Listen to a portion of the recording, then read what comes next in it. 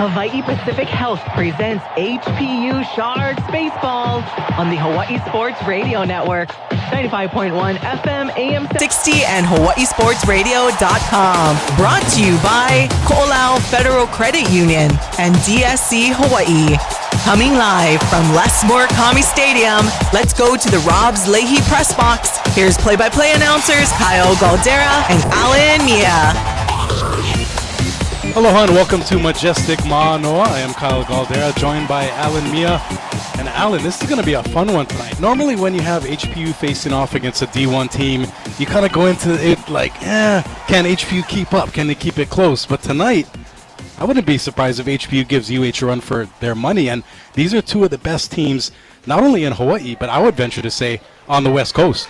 Yeah, no, I totally agree with you. I was, just kind of doing pregame research, and you just look at the lineup for HPU and how good they are, really from all the way from the top to the middle. And now what you're getting is that bottom of the lineup portion starting to buy in also and gain their confidence as well, setting the table up for what we call murderer's row at the top. But this team, this HPU team, they're battle tested already, but they, there's no quit in these guys. And I like the mindset Dane and Richard Higa and the rest of the coaching staff, Coach have been able to really instill in this HPU team. So I think this is not one of those games where HPU comes in here, and goes like, we're just going to get some reps in. I think this is a game truly HPU really believes that they can win and really give the University of Hawaii a run for their money here at Les Murakami Stadium. This pregame show brought to you by Ko'olau Federal Credit Union.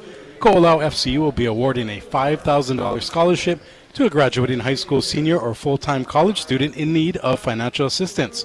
Visit ko'olaufcu.org/promotions to learn if you qualify and to request an application packet. Application deadline is April 14th. And Alan, you made a good point about HPU having the confidence to maybe slay the giant that is UH. They're on an incredible run coming off of a come-from-behind win at Cal State Northridge to win that series. But HPU themselves on a 5-game win streak, one win away from 20 already, and they have the bulk of their, I'm going to call it the tough portion of their schedule out of the way. They played that long California road trip, and they're basically on Oahu the rest of the season before the postseason. So HPU is right there, but on the flip side, UH needs to win this game to keep their momentum up. So both teams have a lot on the line tonight. Yeah, there's a lot on the line, especially for UH. You look at essentially what we used to call Big Brother out here, but right now you look at how the D2 teams have really fared when they come here on these weekday games and these one-offs and getting to play the University of Hawaii under the bright lights here at the beautiful, majestic Les Murakami Stadium. And it's a true testament on how good baseball is in this state. The D2 level is no slight. It is equally just as good as the University of Hawaii and some of the D1 teams that come into this state to play UH, because you look at how Chaminade took it to Wichita State and got a huge win, giving their RPI, I think, in Division II baseball, the #1 ranking as far as RPI rankings is concerned. Yeah, and just to give some of our listeners some perspective, basically HPU is still alive in the Pac West postseason standings as far as if it were to end today, the season, they would qualify. But what they're also trying to fight for is a top 8 spot in the Western region. Because even if you flame out and kind of fizzle out in the postseason tournament, if you can somehow end up in the top 8 in the Western rankings, you get into the postseason too. So, like I said, a lot on the line as far as not only continuing momentum, but to your point about RPI, you look at Chaminade and their schedule, I believe, according to Coach Fujinaka, is #1 in the nation because they play teams like UH twice and then Wichita State. So again, playing teams like UH really benefits HPU. Yeah, and it's a confidence booster, too, for your guys. Because, if you can hang with a team like the University of Hawaii, who is so good in general, but especially here at home, you look at their home record right now, and keep in mind, I know so far in the season, the early part of this season for UH, they've played majority of their games at home, but they're boasting a 17-3 record here at the Les, and they're 3-3 on the road. So they really use the confines here of this park, the park dimensions, to their advantage, as well as their crowd. The crowd here is special, and so it's something that HPU does have to contest with, but at the same time, this is a huge confidence booster coming into the latter half of the season for HPU, and for, like you said, that momentum going into the playoffs, the postseason play, and then trying to hopefully get that top 8 spot in the region. And we'll get into it a little more as this broadcast goes along, but we got to give a shout out to Bronson Rivera, the super senior for HPU. Already 13 home runs. He's tied for the program lead with Aaron Asher with 13. and we're just about halfway through the season, so he has plenty of time. Maybe he'll get that record tonight. And you know what? You got to stay tuned and see if he does it. You know, real quickly, I was speaking to Coach about Bronson, and, you know, how much of a difference is it making leading up to tonight's game, being back at essentially what was his home for the last 3 years, played here the last 3 years, and then entered the transfer portal. And once Dane saw his name in the portal, was like, that's the guy I want. That's the guy we need. And Bronson has really taken that upon himself to be the leader, a senior here at HPU now, but also representing the state. He leaves one Hawaii team for another, but at the same time, the pride is there. But I asked, Coach, really about how is it having him? Is there a little bit extra intel you were able to get? Because we can see all the tape on the University of Hawaii. We've watched all the games. They're on TV all the time, or we just come down to the park and just watch some good weekend baseball with the University of Hawaii. But when you have that inside intel, because these are across the diamond tonight, those are all his former brothers and close friends of his. He knows little details that the cameras can't pick up, the scouting reports can't pick up, and simply put, Coach was like, he might be a little bit more juiced than anyone else in this dugout, but rightfully so. He's out here to prove that he belongs, and there's no hard feelings at all. But he does want to show that the player that's here at HPU is a lot better than he was just a year ago. And another quick tease for you, be sure to check out HawaiiSportsRadio.com. Our own Michael Lascaro did a really good profile piece on Bronson Rivera, not only talking to him and his he-built mentality, taking a bunch of hacks in the cage, being dragged out of the cage because he wants to keep going, but hearing from Coach Dane, Coach Zablon, basically Coach Richard too, and everybody heaping praises on Rivera and all the work he's put in to get to this point. Yeah, you look at him, and that's what you like as a coach. You look at a guy like Bronson, he's the guy you have to drag out of the cage, drag off the field. He always wants to work, and that's what this coaching staff has really fallen in love with him, because it kind of just trickles down. It's a trickle-down effect. Other players see him like, oh, wait, Bronson's not done yet? We better be out there. Oh, Bronson wants to hit more? We better hit more. Oh, he wants to take more, outfield reps because he's moved to the outfield? He wants to, they want to be out there as well. And when we come back, we'll have a pregame interview with Coach Fujinaka and first pitch. It's UH and Hawaii Pacific University at Les Murakami Stadium. Stay tuned. This is HPU Sharks Baseball on the Hawaii Sports Radio Network. Healthier is working together as a team. Hawaii Pacific Health's team-based approach is designed to make sure you see the right healthcare expert at the right time. It's about collaboration that brings together the skills and personalized care you need. And it's about coordinated care from a team of physicians, nurse practitioners, registered nurses, and other specialists, all working together to help you live healthier. Learn more at hawaiipacifichealth.org/healthierlife. No matter what side of Oahu you stay, personalized, convenient, and efficient financial service is the Ko'olau Federal Credit Union way. Visit ko'olaufcu.org and join today using your mobile device. Ko'olau FCU is federally insured by the NCUA. For the few, the proud, the first to fight, Ko'olau Federal Credit Union has your six. Whether you're active duty, civilian, or a member of a Marine household, Ko'olau FCU has a branch on base. Visit ko'olaufcu.org to join today. Ko'olau FCU is federally insured by the NCUA. DSE Hawaii, a proud supporter of OIA sports on the Hawaii Sports Radio Network, is a locally owned and operated union electrical contracting company. Established in 1988, DSE Hawaii provides services to general contractors, building owners, property management companies, architects, and engineers. Their commitment to the electrical industry is focused on quality, efficiency, and most importantly, customer service and satisfaction. DSE Hawaii, providing quality work in the most efficient manner.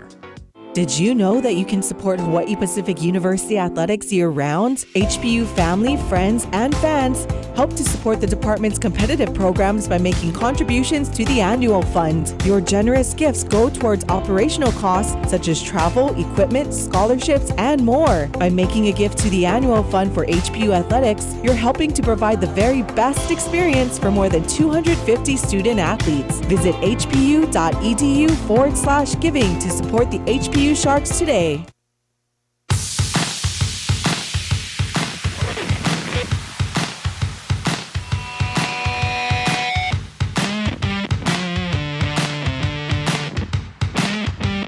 Baseball here from University of Hawaii at Manoa.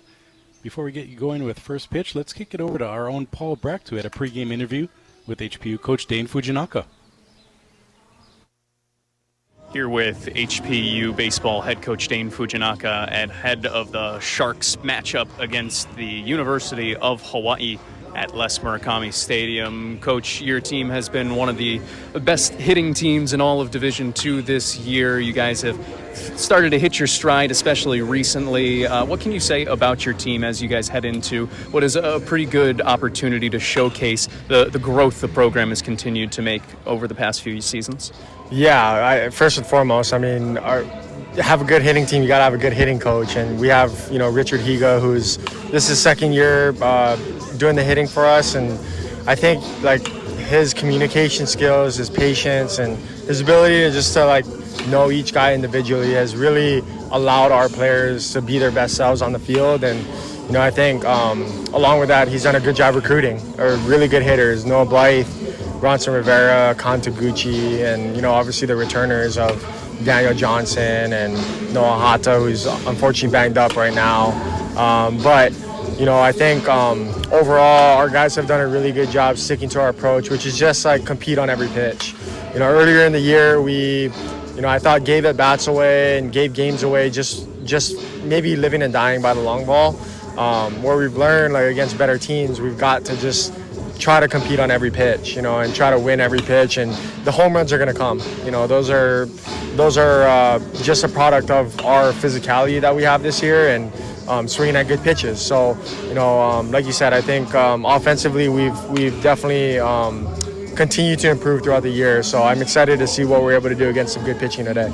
And then let's talk a little bit about your pitching, where you've been able to hit the ball, but you also need to be able to keep the other team off the board. What do your guys need to do tonight against a really high quality Hawaii lineup?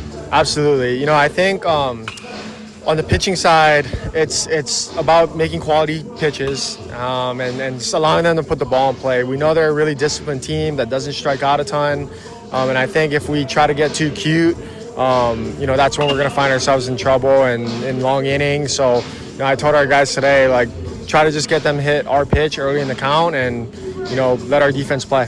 And then one of the big storylines going into this one, you already brought him up, in Bronson Rivera, going against his old team. He's been on fire for you guys, tied the single-season home run record, and now gets an opportunity to play against his old team. Just talk a little bit about what he's brought to your lineup this season and what he's brought to the team as well, maybe off the field.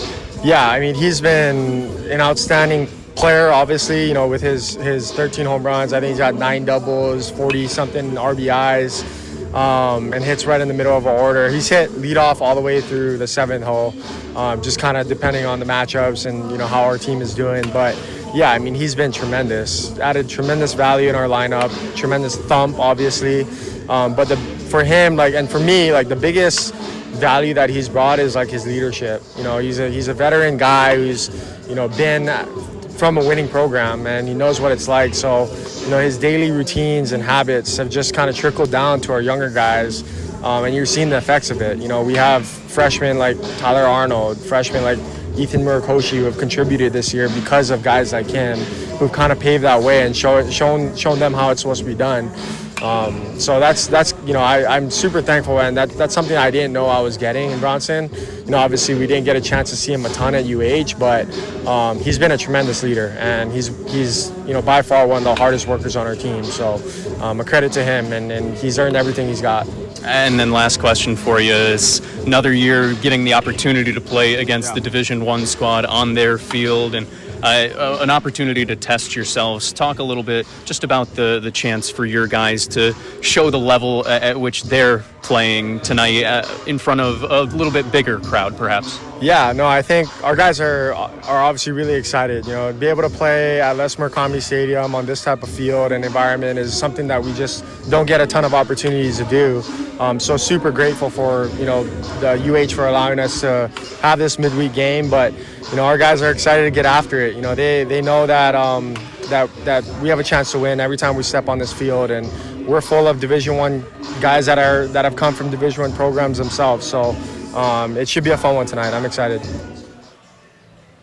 Welcome back to the Rob's Leahy Press Box. Kyle Galdera and Alan Mia. Thanks to our Paul Breck for that interview with Coach Dane Fujinaka.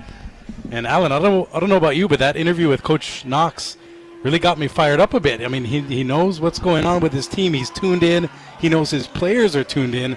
And we've been doing this now for almost 4 years here on HSRN. And it's nice to see the HPU team evolve year after year.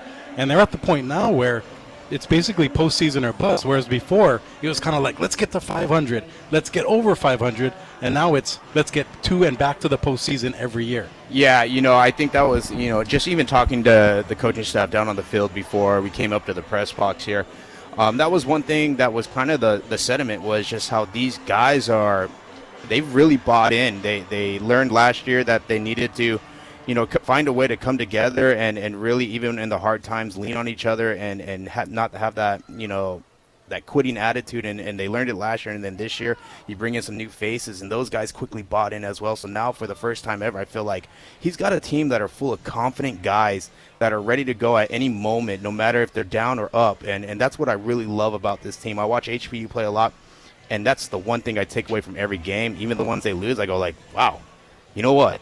They might have lost, but I felt like we won that one just based on their attitude and their demeanor. So the pregame conference at the plate is Powell, Rich Hill, and Coach Dane Fujinaka shaking hands, along with the 3 local umpires tonight.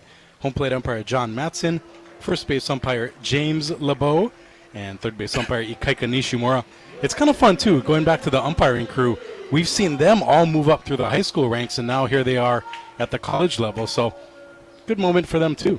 Yeah, this is a good veteran local staff that we've gotten to know over the years. So, it's good to see them get their moment here on the turf, where right now during conference play they're not going to see that because the Big West has their umpires. So, it's a good moment and a big moment for them. For UH, doing the pitching tonight will be number 12, Freddie Rodriguez. He comes in with a 4.37 ERA, a 2-0 record. In 22 2/3 innings, he has 27 strikeouts and only 8 walks. So definitely a guy who gets a lot of swings and misses and pitches to contact. So it's going to be up to HPU's lineup to get things going. Speaking of that lineup, let's run through it for you here. Leading off is number 5, the DH Kon Taguchi. Skylar Agnew, the second baseman, follows him. Noah Blythe, the hot-hitting center fielder, batting third. Hitting cleanup for HPU, the first baseman, number 33, Daniel Johnson. Bronson Rivera, we talked about him, 13 home runs already, tying the program record. He's batting 5th, playing left field. Tyler Arnold playing 3rd, batting 6th. Batting 7th is the catcher Troy Harding. Batting 8th is Frankie Perales, the shortstop, who doesn't have a high batting average, but he gets on base a ton. So he's a weapon out of that 8-hole. And rounding out the HPU lineup is number 29, right fielder Drew Sunidad. Yeah, pretty stellar lineup here for HPU from top to bottom, especially now, like Coach Higa was saying earlier today, was like the best part about this lineup is they're finally realizing they can't win with the long ball only. So they're being able to play, all facets of the game right now, pushing the ball forward, as Richard Higa said, hitting it forward. And then, when they need it, they have the power, but at the same time, he's seen the bottom of the lineup now start to really picking it up. And if you can get the bottom half of that lineup to really support that top-heavy portion of this lineup, man, it's going to be a rough evening here for the pitching staff of the University of Hawaii. And that's just because these hitters are so well-disciplined thanks to Richard Higa's, game plan. Now, we mentioned Kon Taguchi leading things off. He's finally healthy, looking to be a positive leadoff hitter. And the bad news for HPU is that Noah Hata is out indefinitely with a sprained ankle. So because of that, that's why Noah Blythe, who's normally a right fielder, is playing center, and then Drew Sanidad slots in at right. So that sports injury report is brought to you by Hawaii Pacific Health, creating a healthier Hawaii. Yeah, and like you said, the HPU lineup here in the top of the first is going to go up against UH's Freddie Rodriguez, who boasts a 2-0 record. He's got 1 save on the year, 22 2/3 innings pitched. He's given up 11 earned runs, and so this is a guy who has an ERA of 4.37 and a whip of 1.15, the hard-throwing right-hander. As Manoa mist starts to fall here at Les McCormick Stadium on this really muggy, humid, the air is really thick right now. Ball was not flying during batting practice earlier today. I think it was Noah Blythe that was up in the cage. He was hitting some bombs, and it just wasn't going anywhere. He looked back in the dugout, and he just threw his hands up, and he was like, what is this? And he said it's not flying to the gaps. So after about a 5-minute delay because of the long pregame introduction meeting. We are just about ready to go. Alan mentioned it used to be a light mist. Now it's a heavy mist falling here at Murakami Stadium. University of Hawaii in their all-white uniforms with the green hats and orange trim. HPU in their road grays. Here's the first pitch. It is just a bit low, ball one. 6:41, our first pitch here tonight. And that's good news if HPU can get some first pitch balls and really build those hitters' counts. Kon Taguchi, the lefty, crowding the plate a bit. Here's the pitch, and it's fouled away. That is just over the third base dugout, the home dugout for UH. Yeah, Kon Taguchi just pulled off just a little bit, getting it off the end of the bat, but able to fight it off foul. But it stays a little bit closed on that one, and you might be able to get it through that 5-6 hole right now because Jordan Donahue playing more towards right to the left of second base. Here's the 1-1 pitch, high and away, ball two.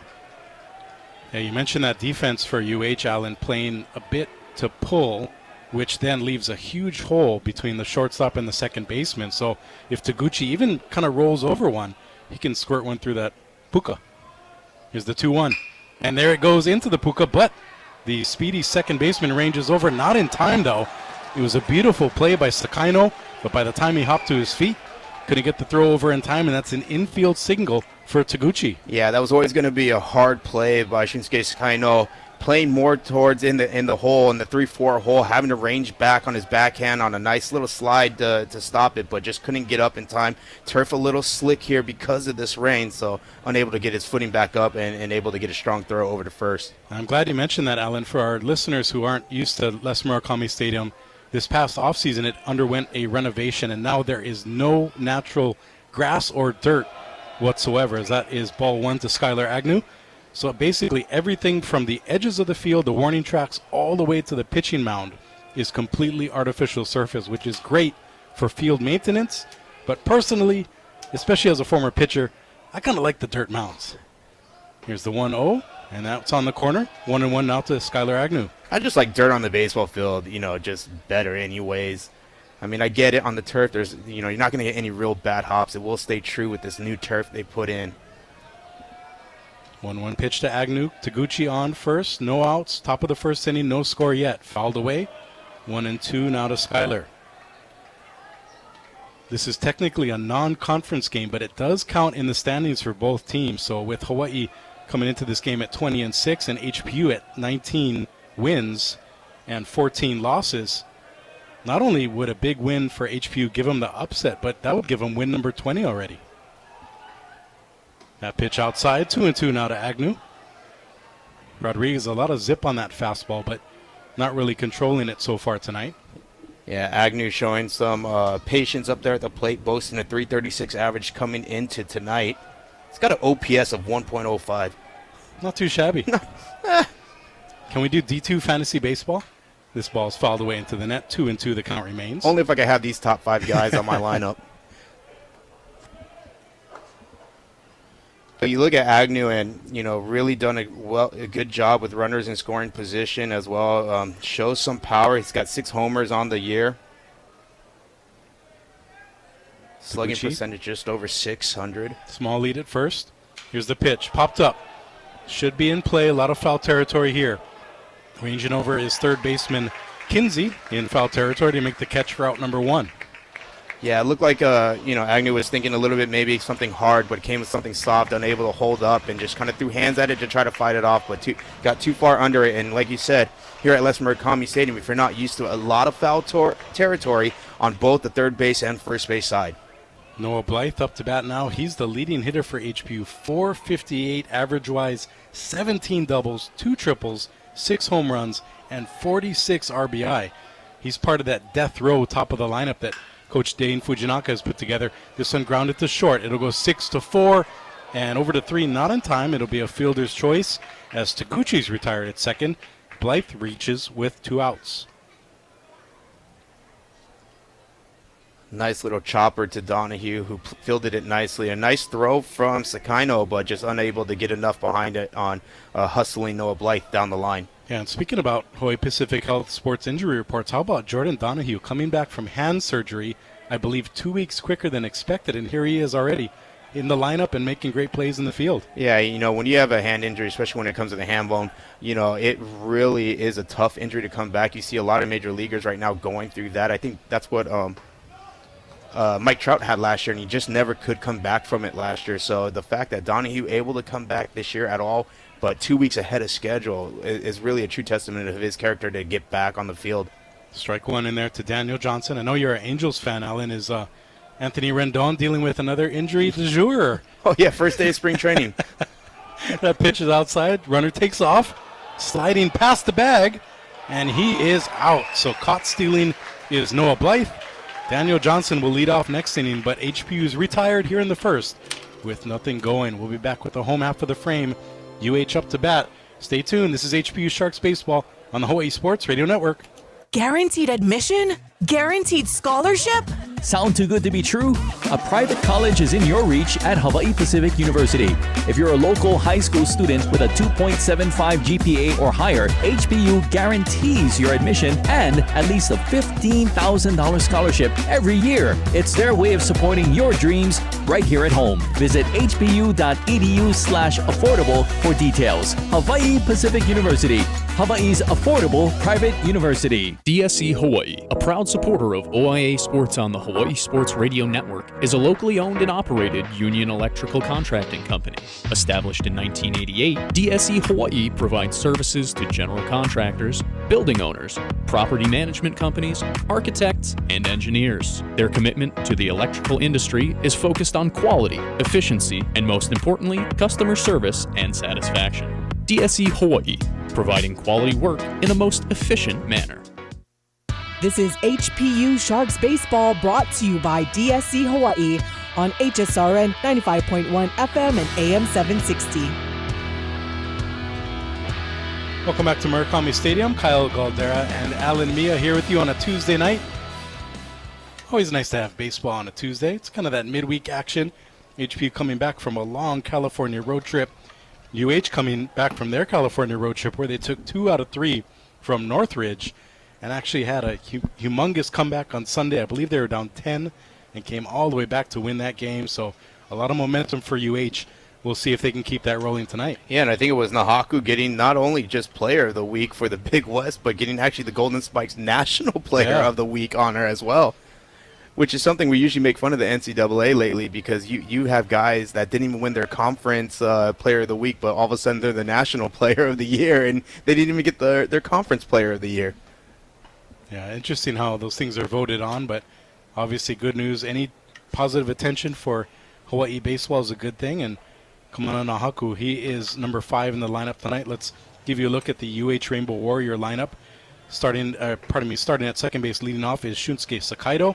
Jordan Donahue, who we mentioned coming back from that hand injury, he's batting second, playing shortstop. Matthew Miura playing center, and he'll be batting third. We'll take you through the rest of the lineup as this game goes along. But, Alan, talk to me about UH and HPU's defense. How important is it to get a stop here after basically going 1-2-3 after that caught stealing in the top of the first? I think it's important just for, I think confidence. And I think when you play a D1 team and you're a D2 program, I think everything is just about confidence. The longer you can hang, the more that confidence grows. And speaking of confidence, Sakaino on the first pitch lines a single to right. So the Bows continue to bat as the leadoff single by Sakaino has HPU on its heels already. Yeah, Sakaino having a great senior year so far, hitting .355, and that's going to go up, of course, with that leadoff single. He's got 2 homers on the year, 20 ribby from the leadoff spot for the University of Hawaii Rainbow Warriors. HPU starter Jacob Vanek, he comes into this game with a 5.84 ERA, 3-1 record. This is his 13th appearance, pitched almost 15 innings, and he has struck out 5 compared to 7 walks. Showing bunt is Donahue. He pulls it back and takes ball 1. Yeah, for HP, they're going to line up in the outfield from left to right, Rivera, Blythe, and Sanidad. And then in the infield, around the horn, for starting at third, is going to be Arnold, Perales, Agnew, Johnson, who normally we see behind the dish, but now they're first baseman. Here's the 1-0 runner. Looked like maybe a hit and run there as that ball's fouled away. 1-1 to Donahue. And, of course, not forgetting behind the dish, making the calls is going to be Troy Harding. And defensively set up pretty natural. Maybe Blythe in center, shading a little bit towards that right center gap. Pickoff move, not in time as Sakaino diving back. But for the most part, and as you look in the infield defensively for the Sharks, playing at normal double play depth, no one really shading one way or the other. Here comes the 1-1 pitch. Outside to Donahue, 2-1. Yeah, Vanek right there on the last couple pitches, just kind of falling off the mound a little bit. You'd like to see him stay a little bit more upright and come straight down.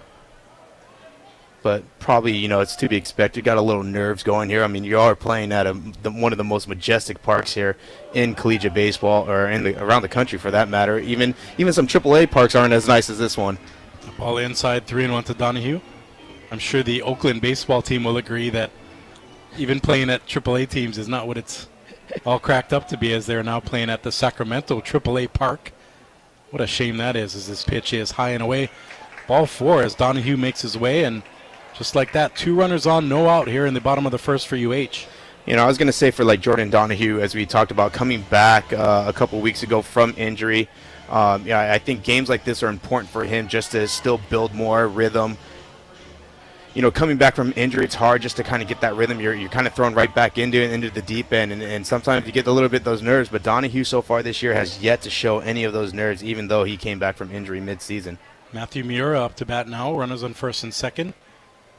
And Vanek already facing a pressure situation, tosses this one high as Miura was showing bunt. And if you know anything about like Rich Hill teams too, it doesn't matter if you're the heart of the lineup. They're going to play small ball. They're going to move runners over. They're going to be real aggressive on the base path. It doesn't matter if you're a quintessential power hitter in the middle of the lineup. That ball right down the middle for strike one, and you beat me to the punch there. I was going to ask you, if you're the coach, do you have your hot hitting number 3 hole hitter bunting here? And I think you answered my question prematurely, and I think you're right, because in a game like this, you want to jump ahead early and really use that lead to your advantage. So here's the 1-1 pitch, showing bunt, now pulling it back, taking a ball outside, 2-1, the count to Miura.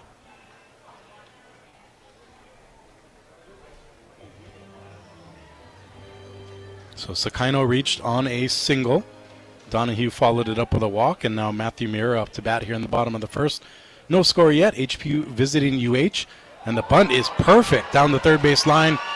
Vanek gets to it, pump fakes, not in time, and that's a bunt single. Just like that, the bases are juiced for the Bows here in the first inning.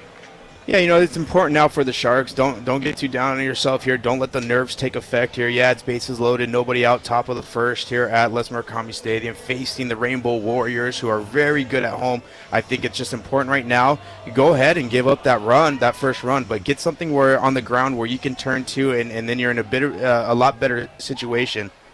But don't try to be too fine here, afraid to make a mistake pitch.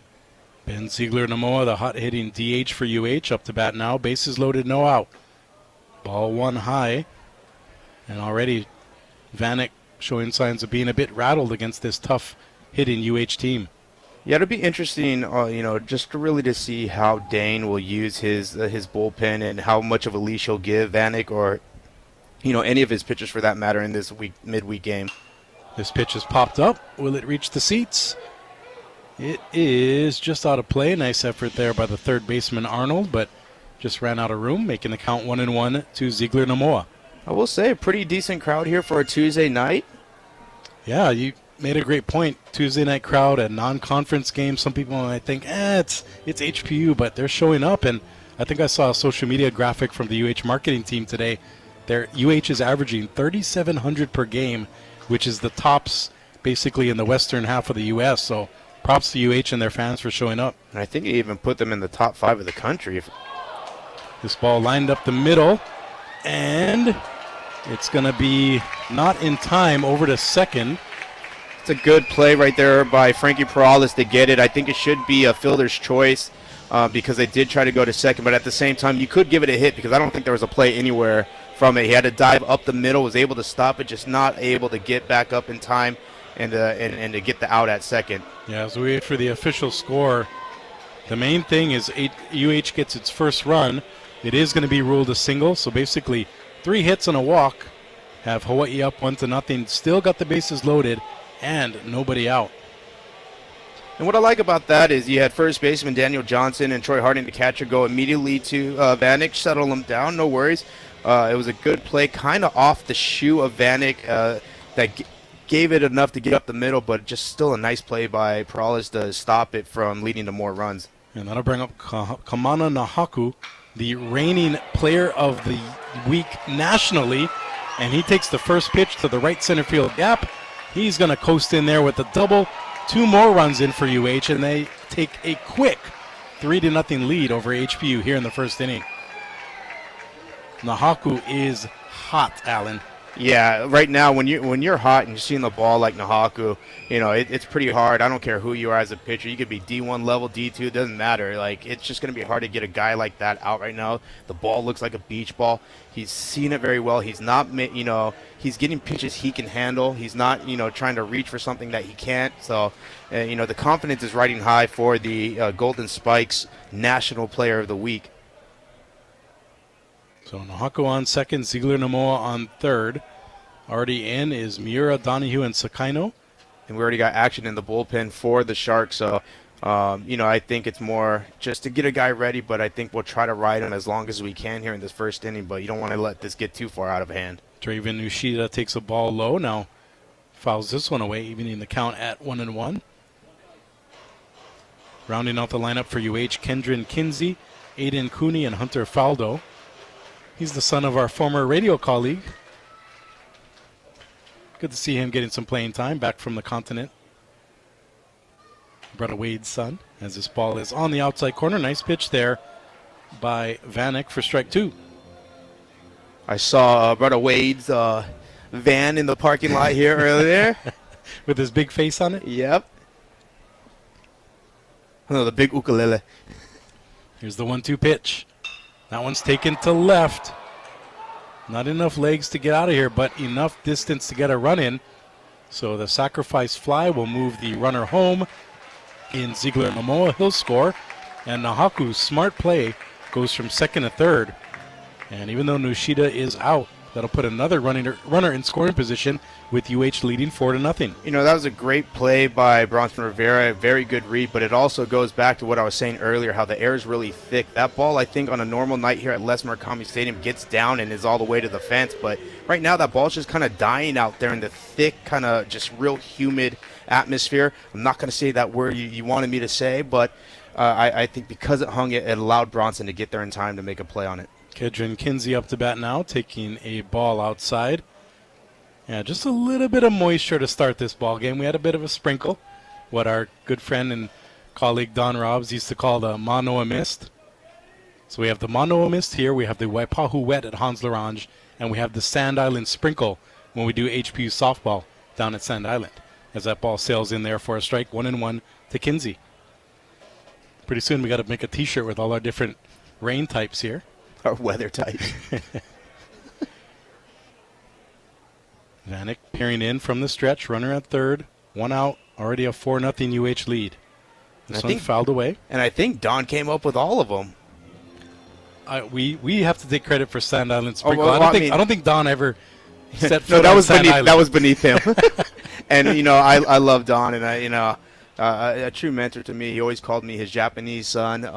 Just a real big part of my life who is truly missed. Here's the 1-2 pitch outside, 2-2. And his seat here, of course, still there on the concourse level, and there's lays on it. But I got a chance earlier before the game. Got here, just said a little prayer while being next to his seat, and just let him know that he's truly missed by all of us, but more importantly, myself. 2-2 the count here to Kinsey. Here's the pitch. Grounded up the middle. Over to first in time. Nice play there by Perales. But that'll be another RBI. Another run comes in as Nahaku scores, and that's now 5-0 UH. Let's pause 10 seconds for station ID. You're listening to HPU Sharks Baseball presented by Hawaii Pacific Health. Home of HPU Athletics, KGU AM, K236CR, Honolulu is the Hawaii Sports Radio Network on AM 760 and 95.1 FM. Kyle Galdera and Alan Mia here with you, coming to you live from Murakami Stadium. UH with a 5-0 first inning lead over HPU here on a Tuesday night. Big swing and a miss by Aiden Cooney. Got to give a shout out to Ku'ule Agbayani back in the studio, keeping us on track. And Paul Brecht and Michael Lascaro here on site, getting some photo, video, and website content for us tonight. Be sure to check out HawaiiSportsRadio.com as that pitch is in there quickly to Cooney for strike 2. Although I don't know how hard Paul's working right now. I was waiting for you to say something. I saw a big plate of food, and he didn't even share with us. Little French fry, pizza, chicken strip combo there as this ball's fouled away. Speaking of that, if you're driving around and want to come out, it's regular admission. Come check out Murakami Stadium. You can bring your portable device or even your mobile device and listen to us streaming if you want. Aiden Cooney comes into this game batting 185, getting some much-needed reps here in a long season. It's a good opportunity for guys like that to get, some playing time. And Cooney skies this one to center, but into that thick air, like you mentioned, Alan. It's going to be about 310 feet away, and it's going to be caught by Blythe. But the damage is done. UH puts 5 across in the first. And as we head to the second inning, HPU down 5-0. This is Sharks Baseball on the Hawaii Sports Radio Network. Healthier is working together as a team. Hawaii Pacific Health's team-based approach is designed to make sure you see the right healthcare expert at the right time. It's about collaboration that brings together the skills and personalized care you need. And it's about coordinated care from a team of physicians, nurse practitioners, registered nurses, and other specialists, all working together to help you live healthier. Learn more at hawaiipacifichealth.org/healthierlife. Hawaii Pacific University presents Sharks Weekly on the Hawaii Sports Radio Network, live from the eSports Arena powered by DSE Hawaii at HPU's ATM campus. Every week, take a deep dive into the men's and women's athletic programs at HPU, who are this week's standout performers, which program is making a splash in the classroom, community, and the game. Tune in to Sharks Weekly, Thursday mornings at 9 on HSRN 95.1 FM and AM 760, or listen on demand at hawaiisportsradio.com. Sports allow us to play, learn, and grow. But there's something more important than victory. At the U.S. Center for Safe Sport, we believe every athlete deserves to be safe. Safe from abuse and misconduct on and off the field. We equip athletes, parents, coaches, and others with the right education to recognize, prevent, and respond to harmful behavior. Join the movement to champion respect and end abuse at uscenterforsafesport.org. To more HPU Sharks Baseball on the Hawaii Sports Radio Network, brought to you by Ko'olau Federal Credit Union. Back here at Murakami Stadium, HPU leading off the second inning with Daniel Johnson. He was up to bat in the first, and then Blythe was caught stealing. So Johnson gets a Hanaho appearance. And Alan, we were talking during the break about how, even though it's bad news that HPU is down 5-0, I mean, you can't really help it if the other team's hitting the ball, and I think HPU did their best making the plays when they could, making the routine plays, and getting out of that inning without making it worse. Yeah, no, you and I were talking, in between innings, and that's what I loved. I thought defensively they looked solid. I thought they made the right reads when they needed to, and then also just some nice diving plays to stop further damage. And you just one of those things in baseball, you can't help it if the other team is, just hitting the ball. And you didn't see a wild Vanek. You saw actually a very good Vanek around the plate where you want to be as a pitcher. But unfortunately, you're just facing a team right now that is actually just red hot from top to bottom of the lineup. Even the guys coming in, even went this weekend coming into the game, and they stepped up as well for this University of Hawaii Rainbow Warrior baseball team. So what about the HPU offense? I know when we had this game last year, HPU was down by quite a bit early and often. But what does HPU have to do to chip away? Especially with Johnson here, the number 4 hitter, you almost have to take a leadoff mentality when you're down 5. No, I think for this lineup, I think because they've really bought into what Richard Higa's been really trying to teach them, and also what Dane has been teaching them, just really, work the ball forward. And I think if you stay within that, you don't need the long ball right now. Just stay true to who we've been. And right off the bat, a single up the middle, first pitch swinging, and Johnson takes it just to the left above the H logo in center field. And exactly what HPU needed, a leadoff batter here in the second inning. Yeah, and I think even though you're down 5-0, it's still so early in the game, you can afford still to be aggressive, which Daniel Johnson was right there. Got to pitch a little bit elevated, from our vantage point, looked a little elevated, stayed on top of the ball. Nice, solid barrel contact. Nice hard line drive, just like you said, to that big H logo in center field. Bronson Rivera, the big hitter for HPU up to bat now. coming into this game with 13 home runs, and he wears number 13, so it's appropriate. And I bring that number up because one more home run, and he'll break Aaron Asher's single-season record of 13. And we have a bunch of games to go for HPU, so not only could Rivera break it, but I would take it a step further and say he might hit 20. Rivera with the 0-1 count after fouling that first pitch off. Rodriguez peering in, now delivers up the middle. Rodriguez goes, and that's in for a hit. Good. So 3 pitches, 2 hits for HPU to start the second inning. No, good job by Rivera on that inside fastball, able to keep the hands inside the ball. Another hard line drive up the middle, this time just to the right of the H logo in center field. And now quickly HPU back in this with runners on first and second. And this is how you chip away here. So let me ask you a coaching question again. First and second, down by 5. Are you bunting here, or are you swinging away trying to keep that kind of big punch mentality going? Arnold, not bunting for now. And I guess I asked that because you still have 8 innings to go. And if you bunt here and get 2 guys into scoring position, it might make it a little easier to chip away, or do you be aggressive and keep swinging the bats? You know, Tyler Arnold, a big RBI producer, so I think you allow him to swing the bats because you're early. I think if we're like in the 3rd or 4th inning, you're probably bunting here. But Arnold's been swinging the bat really well. That's why he's in the lineup at third base for the Sharks. And really, I think, again, if this is maybe the 3rd or 4th inning, that you're playing a little small ball to try to get runners to chip away a little bit quicker. But I think in this instant, if you were going to be aggressive, I would have called a hit and run, but not here on an 0-2 count. Or maybe here on an 0-2 count might work just to get the runners going and add a little spice to the game. So a foul ball and a check swing, and now an errant pickoff move. That's over the second baseman's head. The E1 allows both runners to move up, and HPU's pitcher, Freddy Rodriguez, says, you know what, Kyle? HPU doesn't need to worry about bunting because I'm going to put the runners on second and third for them. Yeah, that was one where I think Rodriguez really wanted to step off, but the way he kind of stepped off, you felt like he had to throw it. But when he threw it, unfortunately, both Donahue and Sakino weren't looking. And that's the worst feeling as a pitcher is where you twirl and you realize, oh, no, oh, blank, I got to throw it. And then you kind of throw it halfway, but you're throwing the wrong way.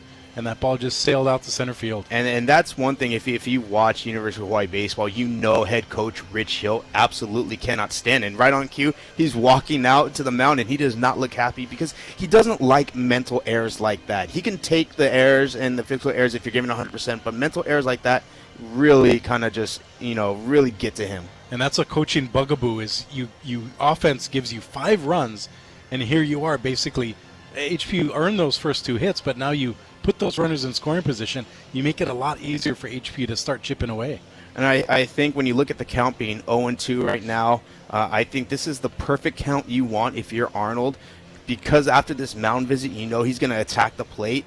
But now it's an opportunity with a shortened swing on a 2-strike approach. You can really throw hands and get something on the right-hand side. So that way you can push the runner across and also get the runner from second to third base. And that being, of course, Rivera. You want to get him to third base. So umpire John Matson makes the trot out to break up the conference around the mound. Rich Hill obliges and starts walking off. Now jogging off. I think he got told, let's move this along. We're not trying to be here 4 hours.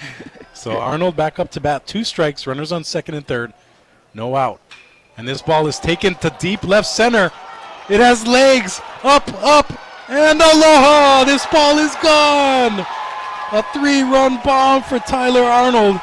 And the Sharks are within 2 after that 3-run home run by Tyler Arnold. Again, he hits it far. I mean, it's 365 to the alleyway here at Les Murakami Stadium, but it was a short swing. And again, it's what we talked about, coming out of a conference at the mound, and you got Rich Hill probably getting on you. You're going to be around the plate, and Arnold stays short and sweet to it. And unfortunately, even with this Manoa missed. Fortunately enough on it to get it over the fence, but to me, I was like, I don't know if it has enough, but it kept going. Troy Harding up to bat now, and you can feel the electricity from the HPU side. They were down a bit after giving up a 5 spot in the first, but have bounced back here in the second and trail 5-3 as that first ball outside to catcher Troy Harding. And that's Arnold's 10th home run on the year, and also his 31st RBI now. And speaking of home runs, I believe that's number 37 for HPU this year, which adds to their program record for home runs all time. And, a big swing and a miss there. Harding actually fell down coming out of his cleats. But going back to Coach Richard Higa and his excellent hitting and his hitting approach, he basically teaches swing fast, get to the ball. You're not trying to hit home runs, but what he preaches is you want to hit those mistakes and make the opposing team pay. As another strike there, 1-2 to Harding. Yeah, and I think for Harding too, this is one of those at bats where you got to kind of stay within yourself. I know you're probably a little amped up and juiced. That one on the outside corner, a called strike 3, and I think Harding knew it. That was perfectly placed there by Freddie Rodriguez for the strikeout. More importantly, a much-needed out for the University of Hawaii. But again, I was talking, it's important for these next few hitters now with Perales up, the shortstop. It's important for these guys to stay within themselves, because sometimes I see you see a big hit from a guy in front of you, and the next thing you want to do is you want to come up and keep that, that momentum going. So you start to reach out further than you really should. Frankie Perales fouls this pitch away, the 8-hole hitter. And you look at like Perales this year, the front half of the season, I would say, really kind of struggled, but starting to come into his own. He's got his average back up to 203, but the coaching staff has really loved his approach lately. Another foul ball into the crowd here. Really nice crowd. You mentioned it, Alan. All 3 decks here at Murakami Stadium are at least half full. And that'll bring up an 0-2 count to Frankie Perales. Here in the Rob's Leahy press box, Kyle Galdera and Alan Mia. Another foul ball. Perales giving some souvenirs early to these fans. He remains at 0-2 count. Like you said, beautiful facility here. One of the best ballparks, I would argue to say, in the country. I got a question. There's netting all the way around. How did that even get up to the upper deck? So it went right past the end of the netting. It's not quite all the way around yet. As that ball's outside, 1-2. Oh, that's right. It's an optical illusion. Yeah, I'm turning 43 this year. My apologies. My eyes are going bad. Here's the 1-2 pitch. This ball fouled away into the netting. As that one pops down into the concourse level. So UH's baseball budget taking a hit here in the second inning. That's right, because they're it's their home game, so they supply the baseballs. Here's the 1-2 again, and another foul ball. This one into the HPU bullpen. Wait, question on that. Is it their home game? Because technically, they're the visitor. They let off the top, so they're the visitors, HPU. Right. So I'm saying UH is the home team, and therefore they. Oh, I thought you said HPU. It's taking HPU is taking a dent out of UH's budget. Got you. Always a nice opportunity there as this ball sails well outside. 2-2 now the count. I think what you're seeing here is a really good at-bat by Perales to settle things back down a little bit, see some more pitches, make, of course, Rodriguez work a little bit. Frankie only hitting 203, but his on-base percentage of 250 is a little bit misleading because Coach Fujinaka has been saying over the past 2 weeks Perales has been getting on base at a high clip, and here he goes in a 2-strike hit to right field, and just like that, the hits keep coming for HPU. Another runner on with just 1 out here in the second inning. HPU down 5-3. Just what a beautiful at bat, and Rich Hill. That's going to bring Rich Hill out for the second time this inning, leading to a pitching change. But just a beautiful at bat by Perez. Fought off a lot of pitches, especially up in the zone, just to fight it off, give himself a chance. Really took that 2-strike approach like you want from a hitter, and what Richard Higa really preaches to these guys, and just able to get that outside fastball, throw hands at it, enough barrel on it to shoot it down the right field line. And we're going to get our first pitching change as we identify that pitcher. We want to give a big mahalo to Ko'olau FCU. This pitching change is brought to you by Ko'olau Federal Credit Union. If you heard you could get lower loan rates and higher investment yields all under one roof, wouldn't you make the switch? I would. Visit ko'olaufcu.org to discover the KFCU difference today. And coming into pitch for the University of Hawaii is going to be number 19, the right-handed senior, Max Jones. So UH looking to get max effort from their senior. I see what you did there. And already positive news for HPU. The negative early is they gave up 5 runs in the first, but here they are in the second inning, battling back with 3 runs and already forcing. I know it's a bullpen game, but when you force UH to make a pitching change mid-inning, you're already throwing off the rhythm. You're throwing off the plan, because I'm pretty sure UH would have loved to make their next change in between innings, because then you get the full warm-up, you get the full rhythm, and now things are a bit herky-jerky. And actually, that wasn't even. I think there was a pitching change to start the inning, so I don't even think that was Freddie Rodriguez. I do believe that was Danny Vilos that started the second inning, and so the pitching change then would be Max Jones for Vilos. Okay. Well, better late than never as far as our stats are concerned. At least we got that now. But Freddie Rodriguez props to him. He did a great job in the first inning, and props to HPU for taking advantage of what Vilos had to offer. And now, like you said, Max Jones will come in to face Drew Sanidad. We'll call him a backup right fielder because he's been slotted in after the injury to Noah Hata, but doing a great job in that 9-hole playing right field for HPU. Really beautiful night for baseball here. The Manoa mist has subsided for now. Kona wins all day today, so the flags in right center field not really moving much. And we saw HPU take advantage of that with the Tyler Arnold 3-run home run earlier this inning that scored Daniel Johnson and Bronson Rivera. And that big 3-run blast helped HPU chip away at what was a 5-0 UH lead. Back to live action here. Sanidad stepping in against Max Jones. Here's the first pitch. Right down the middle for strike one. 2.70 ERA for Max Jones. Like I said, throws from the right side. He's got a whip of 1.5. Here's the 0-1 pitch. A late bunt attempt. And, pardon me, I was going to say somebody should grab that baseball because if it had continued to roll fair. It was starting to spin. It had some spin on it. It was starting to kind of creep back towards that first base line. Unless that went off his foot, which they might have already called it foul, but. Good point.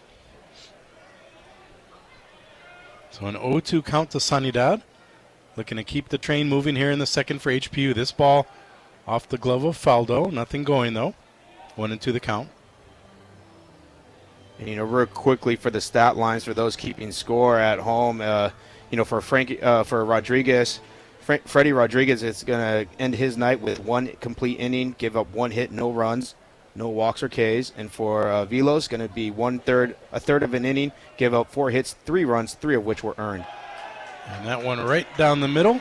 4 strike 3 looking. That's now 2 strikeouts in the inning for HPU. They have a runner on first, 2 out here in the top of the second.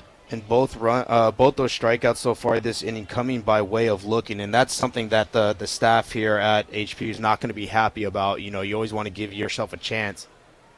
And there looks to be a pitch comm issue with the catcher.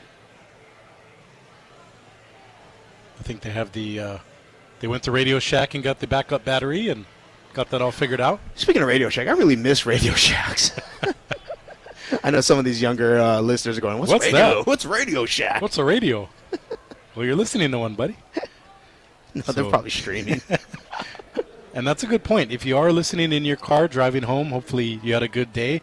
And if you want to continue listening, just flip over to hawaiisportsradio.com and you can stream us live, not only this game, as ball 1 outside to Kantaguchi, but all of our programming, including Wake Up in the Den, every weekday morning from 8 to 10 a.m. with Ku'ulei Agbayani and Paul Brecht and crew. HPU off to the races as stealing second is Frankie Perales.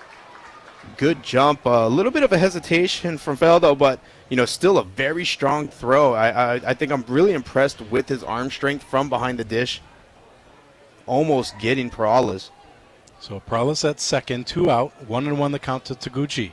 The DH in there takes a strike on the outside corner. Taguchi not a fan of that call, but a nice job by Jones painting the corner. And for Perales, that's his second stolen base. It's 2 for 3 on the year.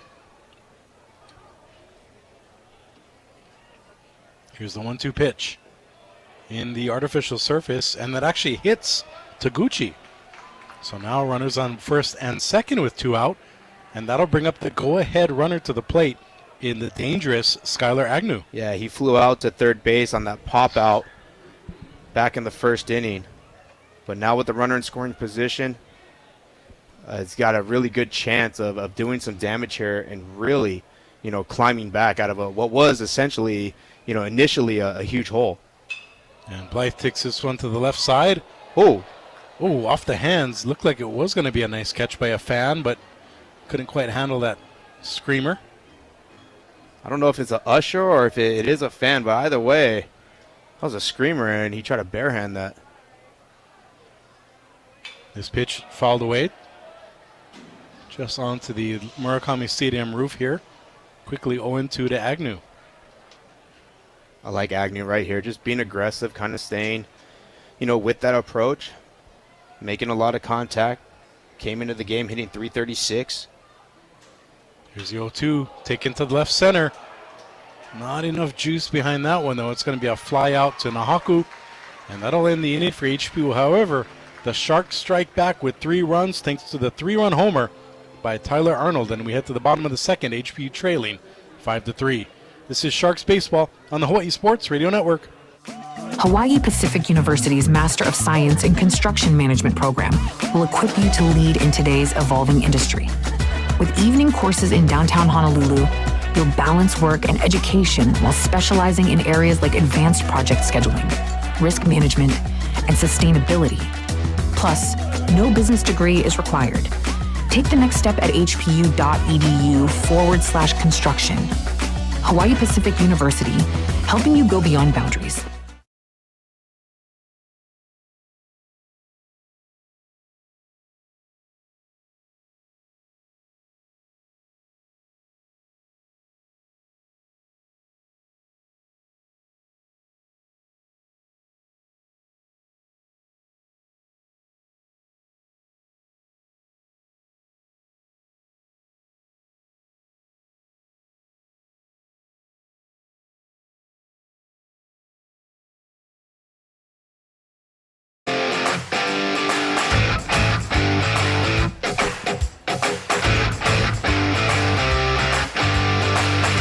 Heading to the bottom of the second inning, HPU is going to make a pitching change. It'll be number 17, Connor Horrigan, coming in to pitch. Horrigan boasting a 5.62 ERA, 1.56 WHIP, 2-5 record on the year. Has made 10 appearances. Started 7 of those 10. He's thrown a total of 41 and 2/3 innings this year.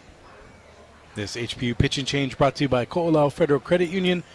If you heard you could get lower loan rates and higher investment yields all under one roof, wouldn't you make the switch?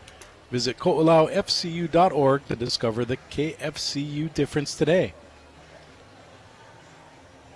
And we'll see if HPU can hold UH down and continue to chip away. They were down 5-0 in the first and bounced back with a 3-run home run. Big swing by Tyler Arnold to get HPU within just 2. And it'll be Hunter Faldo leading things off, the catcher for UH, batting 9th. And I think that's exactly what you wanted if you're HPU. You didn't have to get it all back in one big inning, but you wanted just to chip away. And I think that get more than half of those runs back, I think, is a big bonus for HPU, and it puts them in a prime position here where now the confidence is back.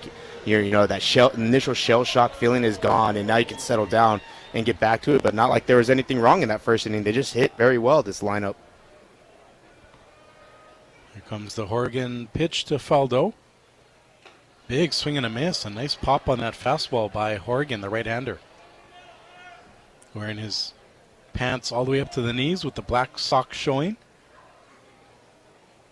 Here's the 0-1 delivery.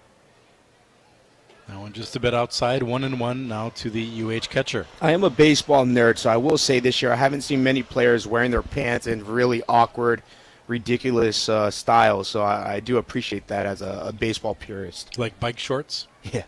That's a big swing and a miss by Faldo. Runner shorts. So HPU relief pitcher Connor Horrigan ahead of the count, 1-2 here. Bottom of the second inning, HPU trailing UH 5-3. That one outside, 2-2. And it's clear from here to see what Horrigan's doing, Alan. He started down the middle, now he's working, trying to paint that outside corner. I wonder now with Faldo crowding the plate if he tries to come back inside. Yeah, you went out, and now you work him back in and try to just get him in on the hands. Here comes the 2-2. Outside, and that's a swing and a miss. The first strikeout for HPU.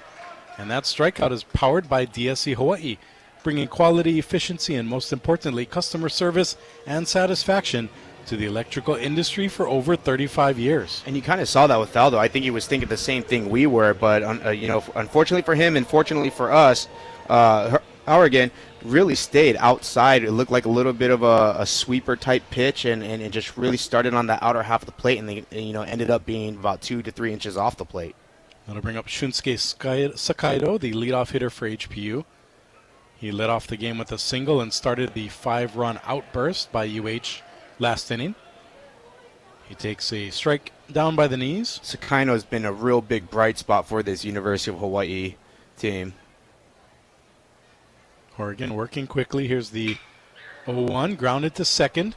Relatively easy play by Agnew over to Johnson for a quick out number 2.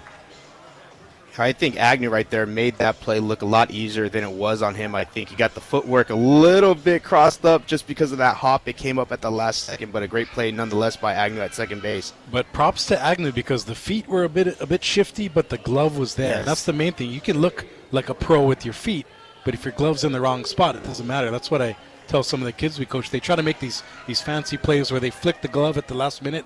Just get the glove down and make the play. Come on, guys. That'll bring up Jordan Donahue, the shortstop for UH, and he grounds it to Agnew over to first, and just like that, 1, 2, 3 goes UH. Nothing going for the Bows as we head to the top of the third. HPU trailing 5-3.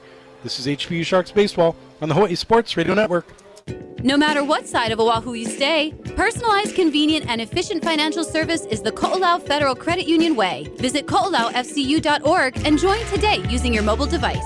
Ko'olau FCU is federally insured by the NCUA. For the few, the proud, the first to fight, Ko'olau Federal Credit Union has your 6. Whether you're active duty, civilian, or a member of a Marine household, Ko'olau FCU has a branch on base. Visit ko'olaufcu.org to join today. Ko'olau FCU is federally insured by the NCUA. Aloha, beautiful people. Wake up in the den with me, Kule Agbayani, along with Paul Brecht and Michael Lescaro, weekday mornings at 8, right here on the Hawaii Sports Radio Network, 95.1 FM and AM 760. Or listen on demand at hawaiisportsradio.com. You can even watch the show every Monday on our YouTube channel. Want to get in on the conversation? Shoot us a text at 808-888-KGU1. That's 808-888-5481. The phone's blowing up, but you're in the driver's seat. Ignore the buzz, keep your eyes on the street. No text back, no scroll, just let it wait. Attention on the road, that's the only way. Phone's blowing up, but you're in the driver's seat. Ignore the buzz, keep your eyes on the street. No text back, no scroll, just let it wait. Don't drive distracted. A message brought to you by the National Highway Traffic Safety Administration, Project Yellow Light, and the Ad Council. Hawaii Pacific Health presents HPU Sharks Baseball on HSRN 95.1 FM, AM 760, and hawaiisportsradio.com.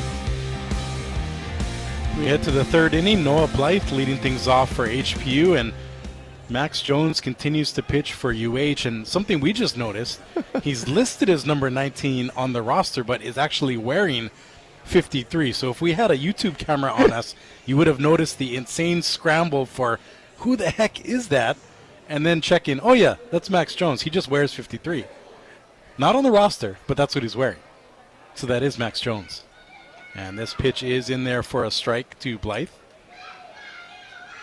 Blythe grounded into a fielder's choice here back in the top of the first inning. Jones working from the stretch. Paint in the corner with the fastball for strike 2. Also was caught stealing in that first inning on a nice throw from the catcher Faldo. Yeah, it's nice to see Coach Fujinaka being aggressive here with the base runners. And this one is slapped to the right side. Nice job by Cooney picking it up and taking it himself for out number 1. That, speaking of tough plays made look easy, Cooney did a nice job there vacuuming it up and tagging the base. Yeah, to the left side, had to almost do the split, but stayed down on the ball, which is what you really loved, and able to scoop it up. And like you said, almost like a vacuum, just suck it in and able to get the out on his own for a 3U put out. Remember back in the day we had dust busters? That's what that looked like. For all the kids listening, go ask your parents what a dust buster was. 1-0, the pitch taken for a ball by Daniel Johnson. That used to be the cleaning hack growing up, right? Is We got to do some cleaning? Get the dust buster to make it easier. Foul ball there, 1-1 now to Johnson. And you quickly realized it didn't because it's handheld. And it's so tiny. Yeah. Now we have those just for the car. Johnson singled back in the second inning. He scored the first run of the game for HPU on the 3-run homer by Tyler Arnold. That ball inside, 2-1 now the count.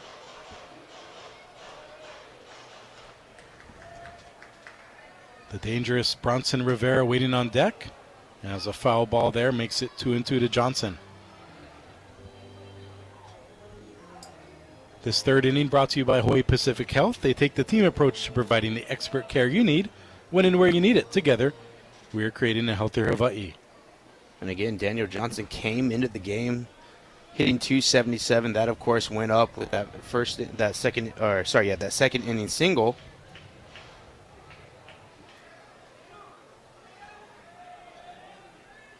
So Johnson, after that foul ball off his leg, took a bit of time. Now fouls the next one back. It remains a 2-2 count as this one gets stuck in the net. I think one of the most interesting things about Daniel Johnson is because we know he has power, and this whole lineup has power, but he's got no homers on the year. That one just a bit outside. 3-2 now to Johnson. He kind of bent over, looked at it, kind of looked back sneakily like, was that a strike? Luckily, John Matson didn't call it. Here's the payoff pitch to Johnson.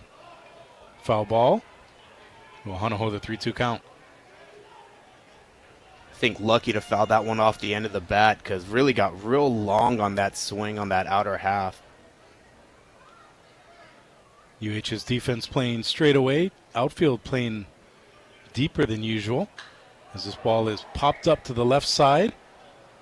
Nahaku settles under it and makes the catch for out number 2. Yeah, you saw what Daniel Johnson wanted to do on that pitch, just try to fight it off. Real short swing, but just unfortunately got too much underneath it. And I don't know what's going on here in the outfield, but there's a big contingent of people walking on the outside of the fence. Yeah, maybe the one of the student groups got the memo to come check out a baseball game. But there are about 50 of them walking. And a big swing and a miss here by Bronson Rivera. He was going for the fences, and if he would have hit it out, he would have hit those students. Yeah, there's a lot, and they're still coming. Walking down from the dorm rooms. Good thing they're not snapping their fingers. That's a West Side Story reference for you youngins. Going in the Wayback Machine there is Alan Mia. 1-1 on the ball to Rivera. 2 out, top of the third. HPU trailing University of Hawaii at Manoa 5-3. The parents listening are going like, yeah, a reference for us. I got you We guys. got the Dustbuster and we got West Side Story. A big swing and a miss there by Rivera. 1-2 the count to him. We're all inclusive here of all age groups. Young at heart. Young at heart. Rivera, we mentioned 13 home runs on the season. He's tied for the HPU single season record. And a check swing there. He did swing, and he's going to be tagged out. And that'll be a 1-2-3 inning. Nothing going for HPU. We head to the bottom of the third. Sharks trailing 5-3. This is HPU Baseball on the Hawaii Sports Radio Network. DSE Hawaii, a proud supporter of OIA sports on the Hawaii Sports Radio Network, is a locally owned and operated union electrical contracting company. Established in 1988, DSE Hawaii provides services to general contractors, building owners, property management companies, architects, and engineers. Their commitment to the electrical industry is focused on quality, efficiency, and most importantly, customer service and satisfaction. DSE Hawaii, providing quality work in the most efficient manner. In sitcoms, when someone has a problem, they just blurt it out and move on. Well, I lost my job and my parakeet is missing. How was your day? But the real world is different.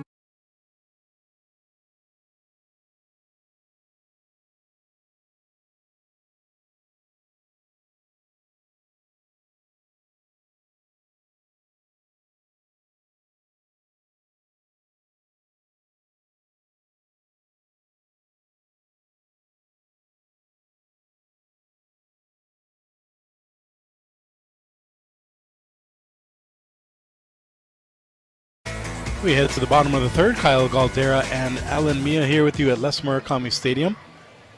HPU, the visiting team, taking on UH-Mānoa. And so far, Alan, hanging tough with the Division I squad from across town. Yeah, I think nerves have settled down, actually on both sides. I think there's a lot of pressure on a team like UH to play HPU, and I think there's a lot of pressure on HPU just because of those nerves and excitement. So I think it's settled down a little bit. We had our first clean inning here on both sides. So, interested to see here what UH does to try to get some of that momentum back, because I think it's kind of shifted towards HPU, and the more clean innings HPU can get on the defensive side of the ball, I think it just really bodes well for them in the long run. This never quit attitude that they have, it makes them hard in the latter stages of the game.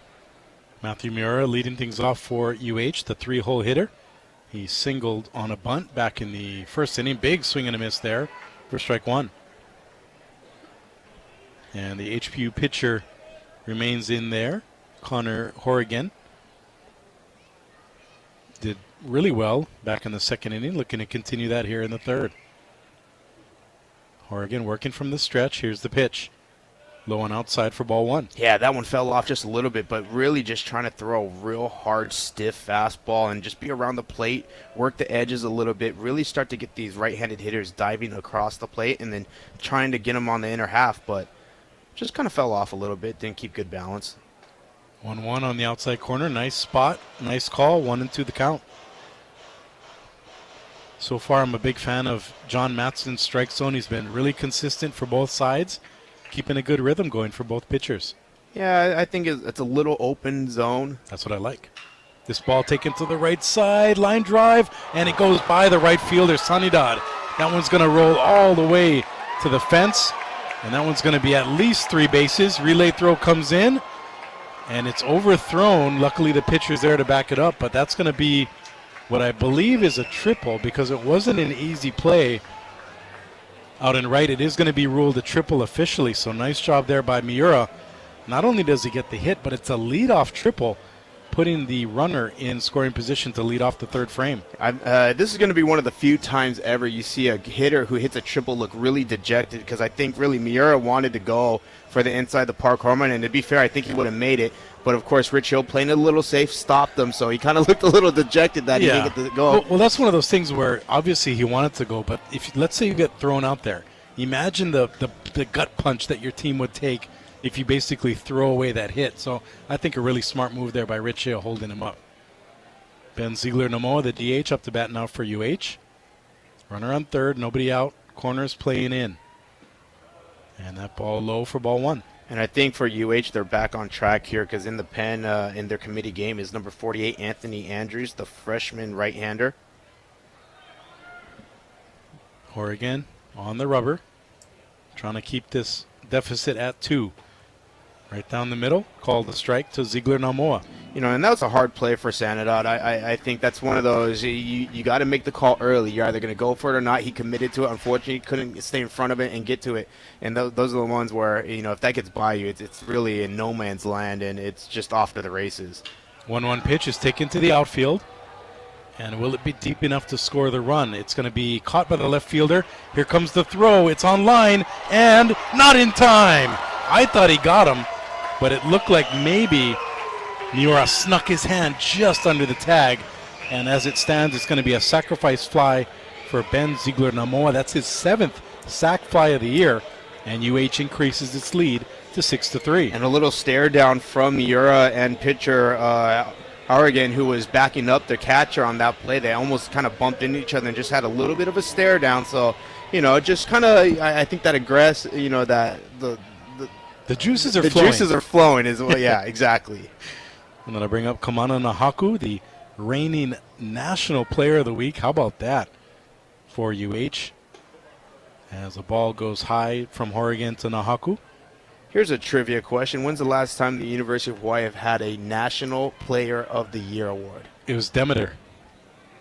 I don't know the year, but before that, I believe it was, well, let me put it this way. The last time a UH player hit 3 home runs in a game was Colton Wong back in 2009. And he is one of the best ever to play for UH. So the fact that Nahaku accomplished that feat, he's in rare air. Here's the 1-0 to Nahaku. Just a bit. Actually, it's on the outside corner. Matson took his time making that call. 1-1 the count to Nahaku. As Alan gets on his Google machine. All right, Google AI still, got some kinks to work out. Here's the 1-1 pitch. Big swing and a miss by Nahaku. 1-2 the count to him. Sean Yamaguchi, for one, hasn't won National Player of the Year, and two, he's not even a University of Hawaii baseball player. He plays for the University of Nevada. 2-2 the count to Nahaku here from Horrigan. Just a bit outside, 3-2 the count. 1 run in here in the third inning for UH. They've doubled up HPU so far, and they lead this one 6-3. Let's talk about that throw from left field. I mean, what a throw, and almost got Miura at the plate. Barely got his hand in there. I was surprised personally that Miura went because I didn't think it was deep enough. As this ball is outside, Nahaku draws the walk. Important here now for Oregon just to kind of settle down. Yeah, good call by you there. You definitely don't want to give away that 3 spot that you got back in the second inning right here in the third. And Draven Nushida up to bat now. He had a sacrifice fly back in the first inning. UH putting up 5 runs in the first, nothing in the second, and 1 here in the third frame. HPU with all of its 3 runs back in the second inning. And that's how we got to our 6-3 margin here in the bottom of the third inning. Interesting little shift here from Sanadot here in right field as Coach Dane Fujinaka goes out to the mound for a conference. But Sanadot has kind of moved in from where he was originally playing, a little bit more back in right field. But I think a play like the one that just happened, kind of just naturally as a player, you feel like, okay, there's enough room out here where I can kind of step in just a bit, because most of the guys from the right-handed side are pulling, and if not, they're throwing hands. So you're going to kind of get those flares rather than anything deep to right field. And going back to that play, to kind of describe it for our listeners too, Sanidad, he committed to it, but then he almost slowed down to the point where it became a do-or-die play where it didn't need to. So I think whether he moves in or moves back, you got to commit to that. You either got to sell out for the close balls and be okay with it going over your head, or you move back and you say, okay, I'll give up a single all day, but I can't give up a triple like he did there. So back to live action here. Nushida with the 1-0 count. Grounded to short. 6. Steps on the bag to 3. Perales to Johnson for the double play. And that'll end the third for the Bows. However, UH picks up another. And as we head to the fourth inning, Bows lead it 6-3. This is HPU Baseball on the Hawaii Sports Radio Network. Did you know that you can support Hawaii Pacific University athletics year-round? HPU family, friends, and fans help to support the department's competitive programs by making contributions to the annual fund. Your generous gifts go towards operational costs such as travel, equipment, scholarships, and more. By making a gift to the annual fund for HPU athletics, you're helping to provide the very best experience for more than 250 student athletes. Visit hpu.edu/giving to support the HPU Sharks today. Hawaii Pacific Health presents the inaugural season of OIA Girls Flag Football on the Hawaii Sports Radio Network. This Friday, we'll bring you Lelehua versus Pearl City, followed by Waialua and Mililani. Listen live on 95.1 FM, AM 760, and hawaiisportsradio.com. Coverage begins at 5:30 p.m. Mahalo to Dial Electric Supply, Fun Factory, and DSC Hawaii. It's OIA Girls Flag Football exclusively on the Hawaii Sports Radio Network. The Honolulu Zoo, your magical place for laughing, learning, and exploring. Meet the animals up close and personal and create lasting memories with your keiki, kupuna, and everyone in between. Whether you're planning a visit for your family, celebrating a birthday, or even hosting a unique and fun corporate party, the Honolulu Zoo offers experiences you'll go wild over. Visit honoluluzoo.org today.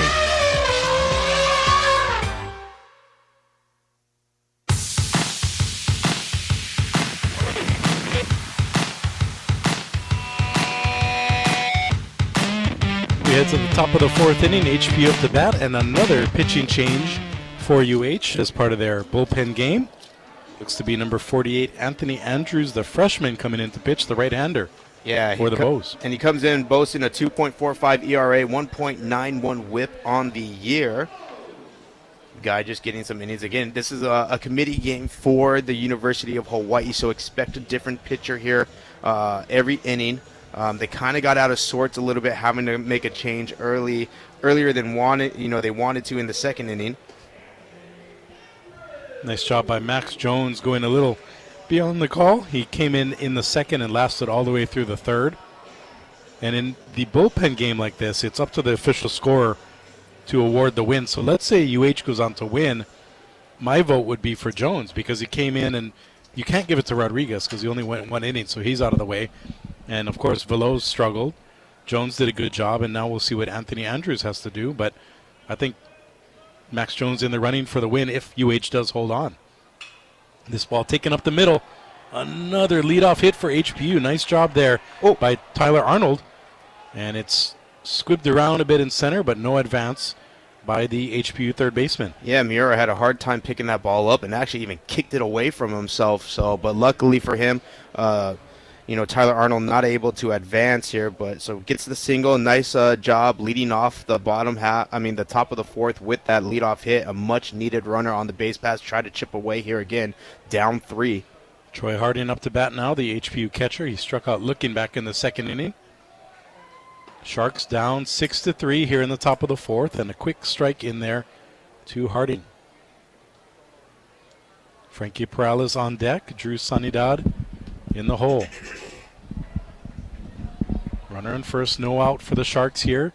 Wind has gone absolutely still. The flags are silent out in right center, and this ball fouled away.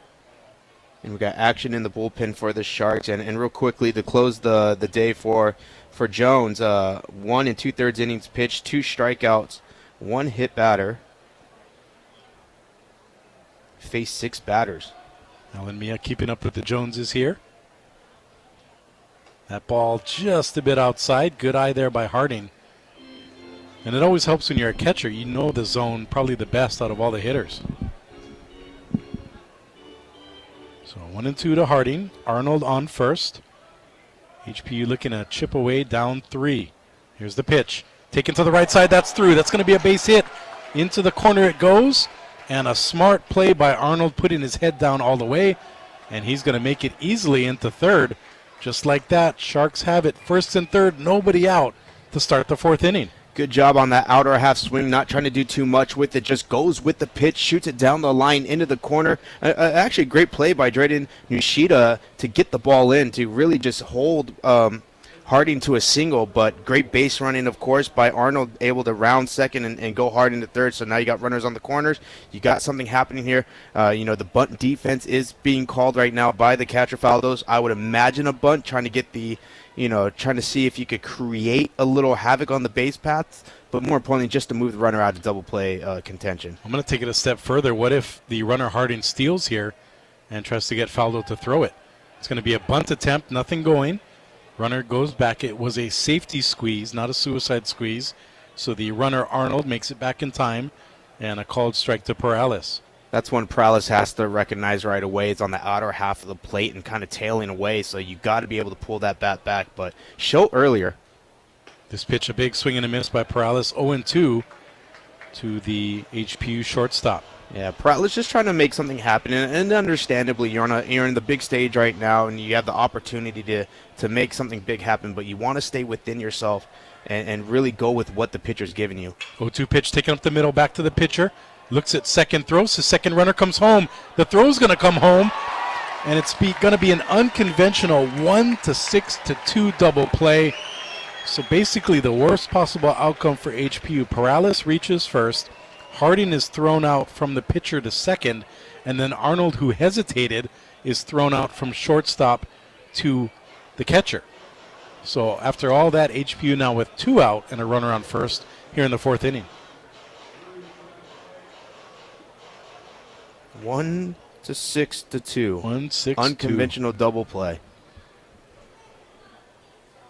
And that'll bring up Drew Sanidad. He made the misplay in right field that led to the triple last inning for Miura. And, unfortunately, it's one of those right now, Dane's really upset. It's got to be pretty upset because it was kind of ugly from the get-go. You had a missed bunt attempt on the first pitch for Perales, and then a swing and a miss on a really bad outside pitch, trying to pull off on it, and then another pitch to the outer half of the plate, and he's trying to still pull it, and you get a soft ground ball to the pitcher. And then just bad base running, on top of that. The pitcher decides to go to 2 for the force out, but then, the runner where the plays in front of you, for Arnold, the play in front of you decides to break for home, and he gets caught in no man's land, and it's just an easy throw from the shortstop Donahue to the catcher Faldo. And for Andrews, props to him as the pitcher for making the decision. He was going to take the easy out at first, but he realized, I got time, I'll go to second. Made a great throw, and that set up that double play. This one fouled away. Sanidad quickly behind 0-2. Yeah, Sanidad trying to put down the bunt the last 2 pitches.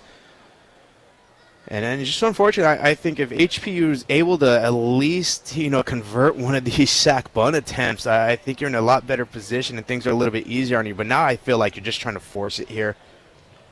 And at some point, especially if you're in the bottom half of this lineup, you got to do your job. And you trust me, they practice bunting a lot.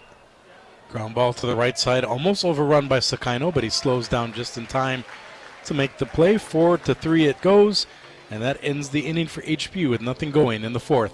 We head to the bottom half. UH leading the Sharks 6-3. This is HPU Baseball on the Hawaii Sports Radio Network.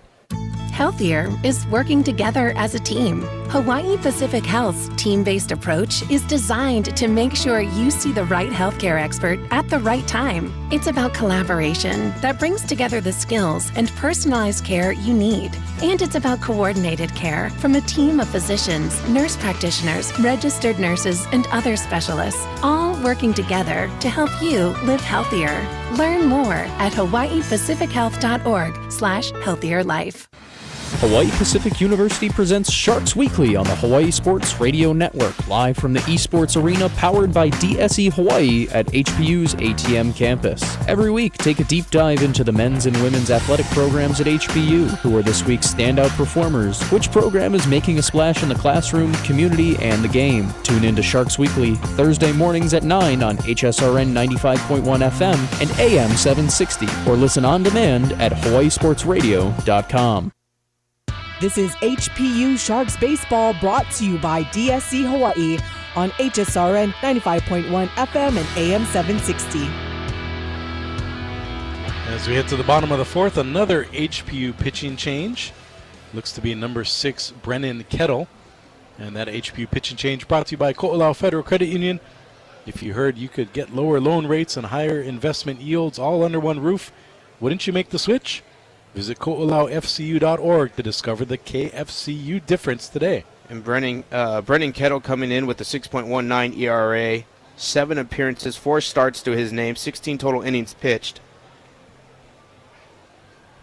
And Kettle scheduled to face 7, 8, 9 for the UH lineup. So if he can get through this inning and flip it back to the 5th frame, keeping HP within 3 runs, he'll have done his job.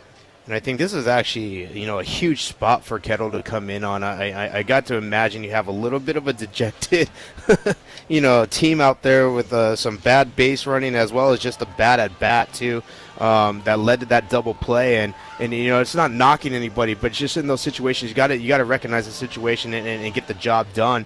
And so it's now important for Kettle to come in here and really try to settle it back down and get this offense back into the dugout and get hitting again. Kedron Kinsey up to bat for UH, the junior third baseman. He had a RBI ground out back in the first inning and takes ball 1 inside. So Kinsey, Cooney, and Faldo scheduled to hit. Another ball inside, 2-0. Kettle needs to find the strike zone quickly. Yeah, and I think this is something you can't have happen is coming into this game, especially after that last half inning when you showed so much promise, and then just come in and be wild off the get-go. You got to really settle those emotions, and it's real easy for me to say up here in the box, but it's just one of those situations where you got to recognize, that this is an important series right here. And this pitch way outside, ball 4. Kettle with a 6.19 ERA, 9 walks, 9 strikeouts. So control, something he's working on. Yeah, and I think right away something, for whatever reason in the dugout, I think they realized something, because before that even at bat ended and before the walk was issued, they had guys running to the bullpen real quick and telling them to get going. And we have a brief conference on the mound. To your point, Alan, I think the HPU defense realized we got to get that relief pitcher warmed up quickly, so this is a smart way to buy him some time. Yeah, and they got two guys actually starting to get ready out in the pen. It looks like one of them is going to be number 25, Kanoa Holt, the senior lefty.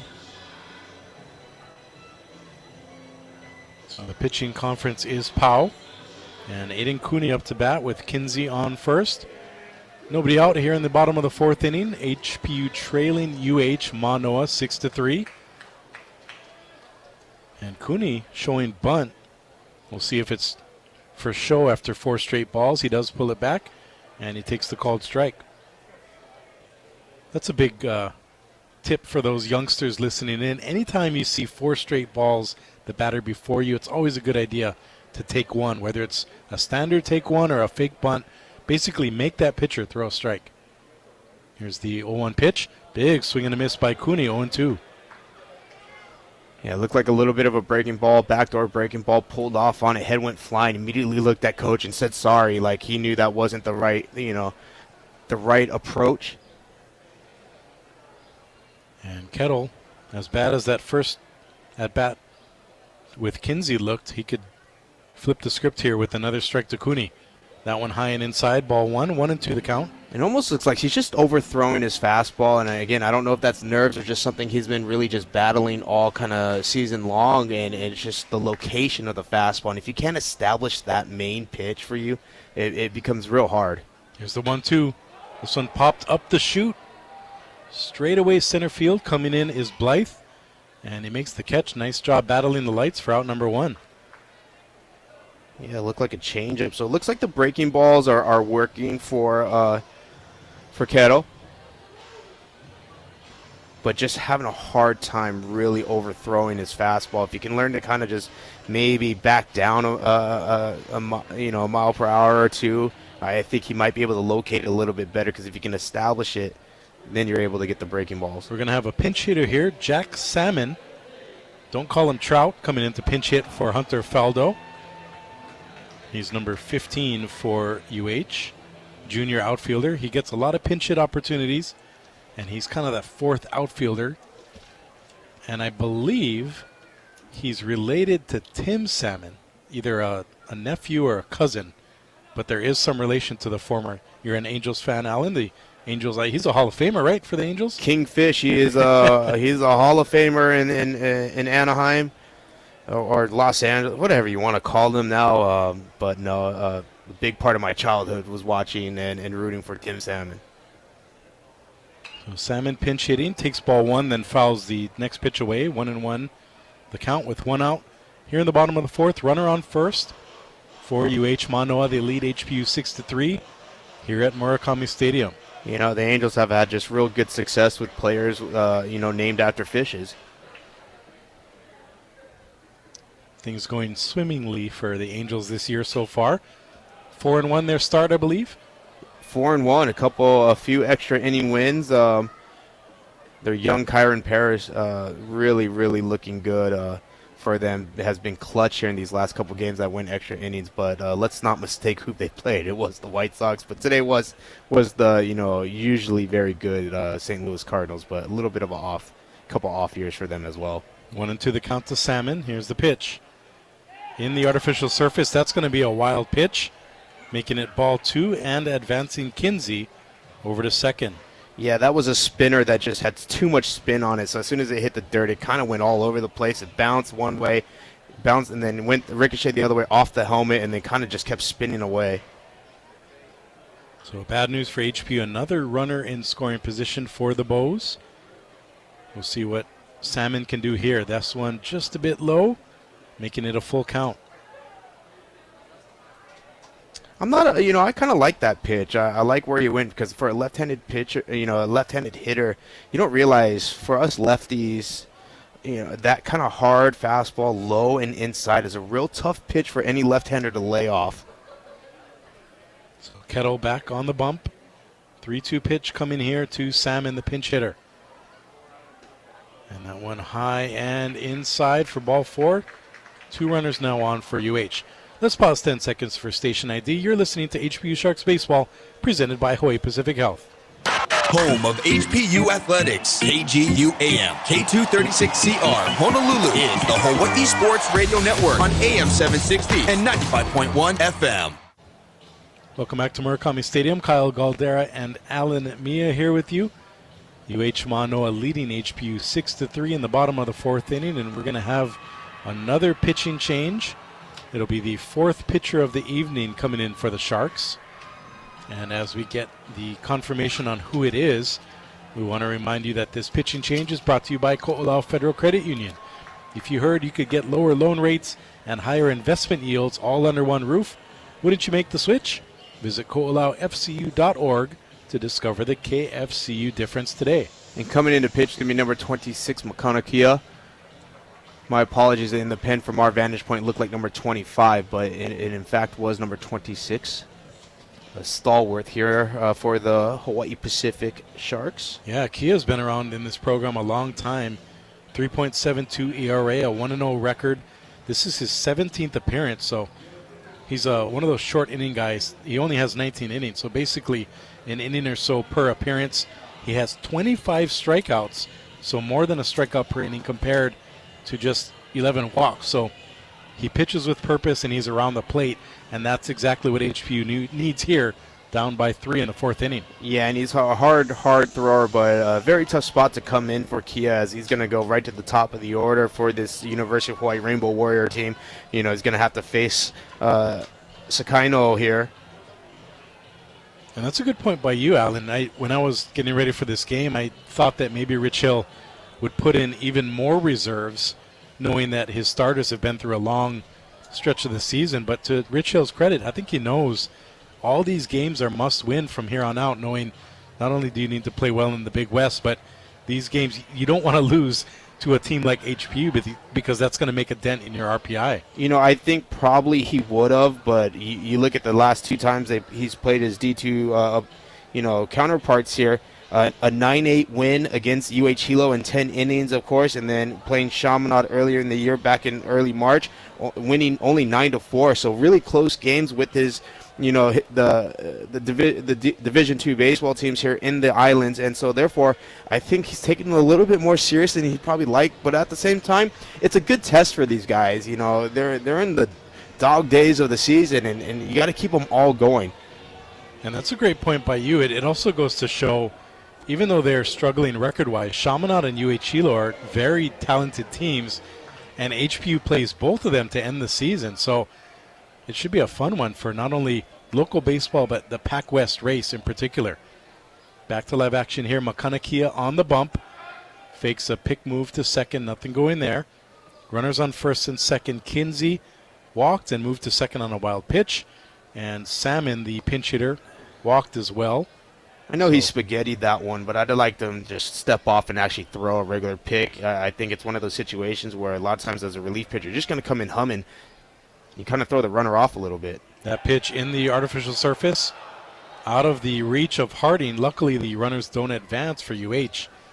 That could have been an opportunity for the Bows to take free bases there. Yeah, it was kind of disastrous. It was in the dirt. A good stop by Harding, but unfortunately rolls just behind him and actually behind the umpire too, so he couldn't see the ball because the umpire was just standing there as well. So 1-0 the count to Sakaino.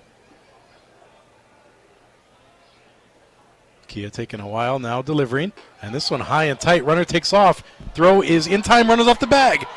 And it is a caught stealing. Fortunate for HPU as the runner Kinsey, his momentum on this artificial surface, it's like a slip and slide when you have some moisture out there. And he just slid almost past the bag to Rich Hill. And it was easy for Arnold to make the tag for out number 2. Yeah, and I was going to mention that earlier. What you saw a lot of the times where the runners even running into second base, they were sliding. They were all sliding past the second base because of the rain here at Les Murakami Stadium. The turf is real slick. 2-0 the count here to Sakaido. And that one high and away, ball 3.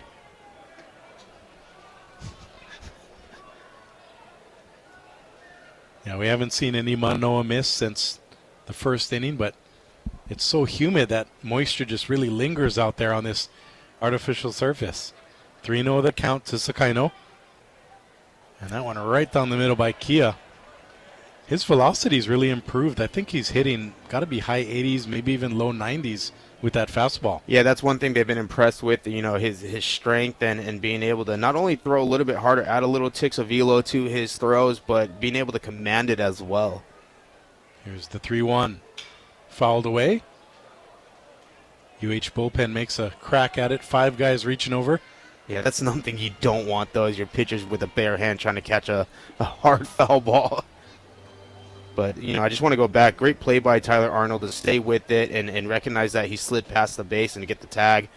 Put his glove in between the hand of Kinsey and the third base. Coming up here, fouled away. Will Hanaho the 3-2 count. Yeah, to your point, Arnold sticking with it. Sometimes the defender will see the runner there and give up on the play. Arnold stuck right around the bag, saw the runner slide by, put the tag right there in between the runner and the bag instead of going for the runner, allowing the runner to sneak under. 3-2 pitch coming here to Sakaino. Big spot for HPU, down by 3 in the 4th inning. Another fake move to second, nothing going. And I say that because even though HPU is down by 3, it would be demoralizing to give up another run and let UH go up by 4, especially with 2 out here in the 4th inning. Sakaino had a single back in the first and grounded to second in the second. Here's the payoff pitch. And this one's fouled back our way. Will Hanaho the 3-2 count again. Yeah, and that play to get that lead runner at third base, it really works out for HP. And you got to capitalize on something of that with momentum because, that's a play that actually should not have happened because Troy Harding behind the plate, really, he double clutched on that, couldn't get the ball out of the glove, then double clutches, and really took a long time to get the ball down to third, and it wasn't even a great throw down to third. Here comes the Kia delivery from the belt. Ooh, and it looks to almost hit Sakaino, but it's going to be called a ball. So he's going to reach with 2 out and move the batting order down to Jordan Donahue. Paul Brecht making his way up the steep stairs here to the press box. Is he carrying more concession food? No, he hasn't even touched his except for his fries, and he still didn't bring any for us up. So as we wait for our culinary update from Paul Brecht, 2 outs, runner on first and second for UH here in the bottom of the 4th inning. Kia trying to get out of the jam as this ball's grounded up the middle. Will it sneak through? It will. That's going to be a hit, and it goes off the glove of the second baseman, and that'll allow 2 runs to come in and score. I think you have to rule that a double, right? It is going to be ruled a double. It's not an error. It's a natural play. It just happened to bounce the other way from the center fielder, Blythe, so it basically turned a single into a double, and not only is it 1, but 2 big runs with 2 out for UH, making it 8-3 in favor of the Bows. Yeah, that's just a tough play. A nice diving attempt by Agnew. It goes off the tip of his glove, but what you had Blythe in center field charging hard on it, but because it goes off the tip of the glove of Agnew, it shoots to Blythe's right side and then puts the ball in the Bermuda Triangle with no one able to get there in time. So a 2-run double for Donahue is a big spot for UH, giving him a little bit of a cushion in what has been a kind of tight game. And the tough part for HPU is the first pitch goes far out to Miura for ball 1, is that with 2 out, the runners are on the move. So you basically turned what could have been a single that just advanced everybody 1 base into a play that scored the runner all the way from first and allowed the batter, Donahue, to get into second. So Miura trying to add to the UH lead, and this wild pitch bounces even before the Brown fake dirt, and now scoring all the way from second on the wild pitches, Donahue hustling all the way, and things absolutely falling apart for HPU. They were just 1 pitch away from getting out of the inning unscathed, and now have given up 3 runs with 2 out here in the 4th inning. Yeah, that ball skirted all the way towards the HPU dugout, bounces off the wall in a kind of a weird bounce, and then Troy Harding tries his best to get to it, put a good throw to Kia covering from the pitcher's mound all the way at home plate, but that one, because it's in the dirt also, Makana not usually not an infielder, unable to get the short hop, and therefore allows Donahue to slide right in there. And we're going to get another mound visit. Coach Fujinaka can't be happy with this effort in the fourth inning. Like I said, one strike away from potentially getting out of the inning. And I think it's going to be not an official visit, but the trainer's going to come out. I think Kia might have got spiked on that slide at home. Yeah, I think he got spiked a little bit from the slide of Donahue, and there's no ill will or intent on that. It's a hard baseball play, and unfortunately, maybe one of the spikes caught Kia in the ankle, so they're just going to check on it, see how, make sure nothing's really wrong. And, he kind of walked back to the mound fine, but then started to kind of lift his leg a little gingerly. So they're just checking it, and there's a discussion going on between Coach Dane and the umpire, Matson. Yeah, and that's one of those things, as a former pitcher, sometimes you take the contact and you got the adrenaline, right? So you feel fine. But after you make that long walk to the mound and you kind of think about, man, what just happened? I let that guy score from second, and then you start thinking about it, then the pain hits. And I think that's what Kia is dealing with here. And I think for HP, that's stuff you got to be worried about. You know how aggressive of a coach Rich Hill is, so he's going to take those risks and he's going to make you make plays, and sometimes what would be the unconventional way. And props to Donahue. He was thinking 4 all the way, hustling around the bag, and that's part of playing your home games at Murakami Stadium. Is you understand not only the wide margin of foul territory, but all the different bounces, right? Knowing that if it bounces off the dugout netting, it's going to be a short bounce, but if it bounces off that concrete, it's going to bounce all the way back to the infield. And we're going to get a pitching change here as Makana Kia unable to go much longer here as he's gingerly walking. He's got his left pant leg up to his knee. It looks like they've taken off even his sock, as we call them sanitaries in baseball. They've taken it off, and he's kind of looking at it, showing his teammates that I think he's got a nice little, maybe some scars here to show his efforts out there. And it's just one of those kind of freak plays where a low throw, can't get the short hop, but a hard charging Donahue coming all the way from second to score at home plate. A nice slide into the home plate, unfortunately just right into the leg or the ankle of Makana Kia. And that's going to mean another HPU pitching change brought to you by Ko'olau Federal Credit Union. If you heard you could get lower loan rates and higher investment yields all under one roof, wouldn't you make the switch? Visit ko'olaufcu.org to discover the KFCU difference today. And it looks like number 46 for the Sharks coming in to throw.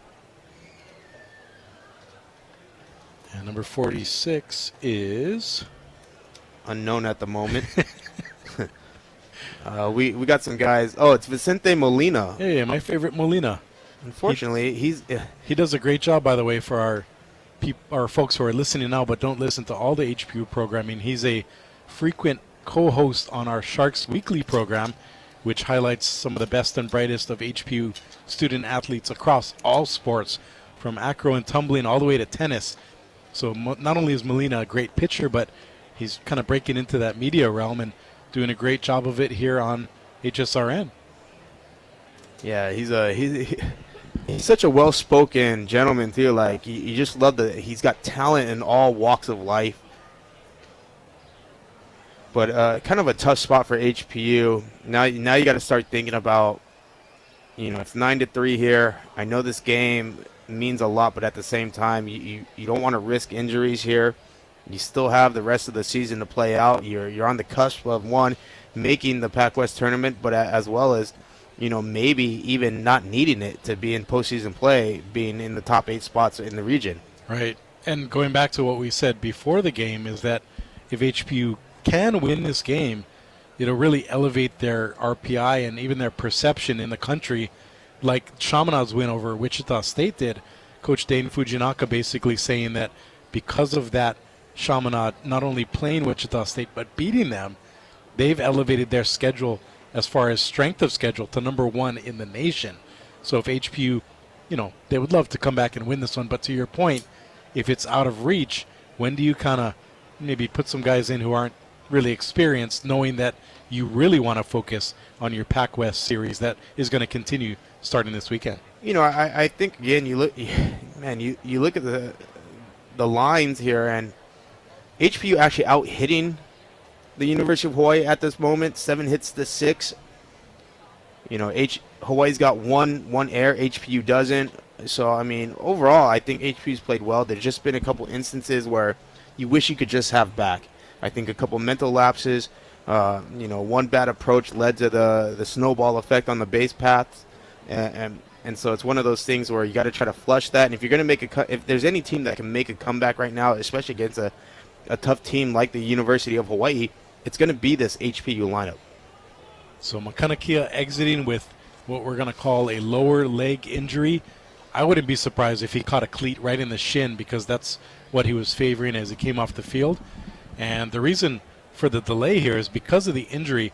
Vicente Molina has as long as he wants to warm up. That's the rule about making a pitching change after an injury, is you're not limited to the normal pitching change where you get about 8 to 10 pitches and then you got to go right back into game action. So Molina taking his time there. And that sports injury report brought to you by Hawaii Pacific Health, creating a healthier Hawaii. And some new, I guess you would call it strategic, looks like strategic cards coming out, or is it water? One of the coaches or players that are not suited up bringing something out to the players and pitchers, and I think it looks like one of they keep kind of the pitches and the like signs on their wristband. And that's totally part of the new wave of baseball, right? When we were playing, it was all about, sticking your hands up saying, okay, move left, come in, move right, putting the X up for infield in. But now you just throw up a number and the players look to that corresponding code and they know exactly where the pitch is going, where the hitter, his tendency is, and it really boils it down into one number, and you kind of know what goes from there.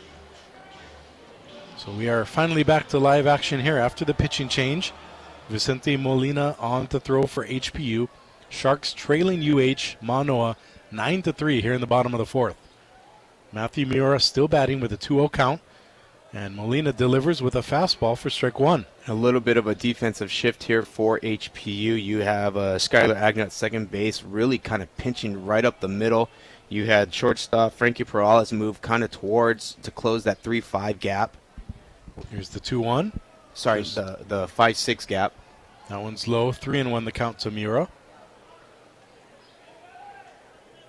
And again, going back to scouting and analytics, that goes to show HPU has done their homework, and they know that Miura's either going to hit it to that spot or they're okay with giving a hit up the middle, knowing that the tendency's there. A big swing and a miss by Miura, moving the count full, 3-2. And sure enough, that was a swing designed to pull hard down the line. So Vicente Molina, the fifth pitcher of the night for HPU so far. 3-2 the count. Here's the pitch. Swung on and hit to the left side. That'll be a foul ball, though. That bounces out to the, I don't know the official name, but there's a gathering spot in left field behind the batting cage. I know the Heineken Hangout is the right field side. Nothing going on there tonight. I never even noticed. I know our Kule Agbayani will know this because she's a frequent visitor to that area. I think it's the party deck or something. I don't know if it has an official name, but this ball's hit out to left field. And a nice sliding catch made by Rivera. Not only can he swing it, but he can play the outfield pretty well. And he makes the catch there to retire the Bows. However, UH strikes with 3 more. And as we head to the 5th inning, they lead 9-3. This is Sharks Baseball on the Hawaii Sports Radio Network. No matter what side of Oahu you stay, personalized, convenient, and efficient financial service is the Ko'olau Federal Credit Union way. Visit ko'olaufcu.org and join today using your mobile device. Ko'olau FCU is federally insured by the NCUA. For the few, the proud, the first to fight, Ko'olau Federal Credit Union has your 6. Whether you're active duty, civilian, or a member of a Marine household, Ko'olau FCU has a branch on base. Visit ko'olaufcu.org to join today. Ko'olau FCU is federally insured by the NCUA.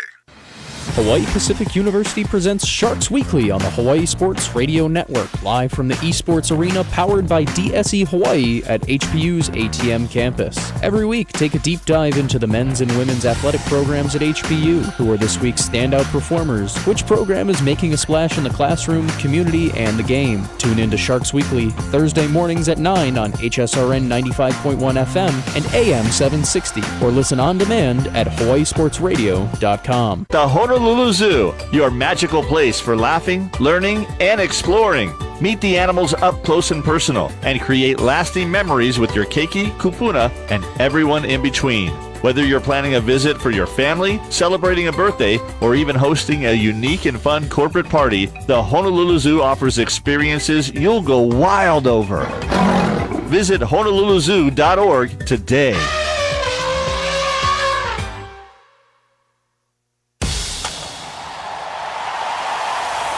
Back to more HPU Sharks baseball on the Hawaii Sports Radio Network, brought to you by Ko'olau Federal Credit Union.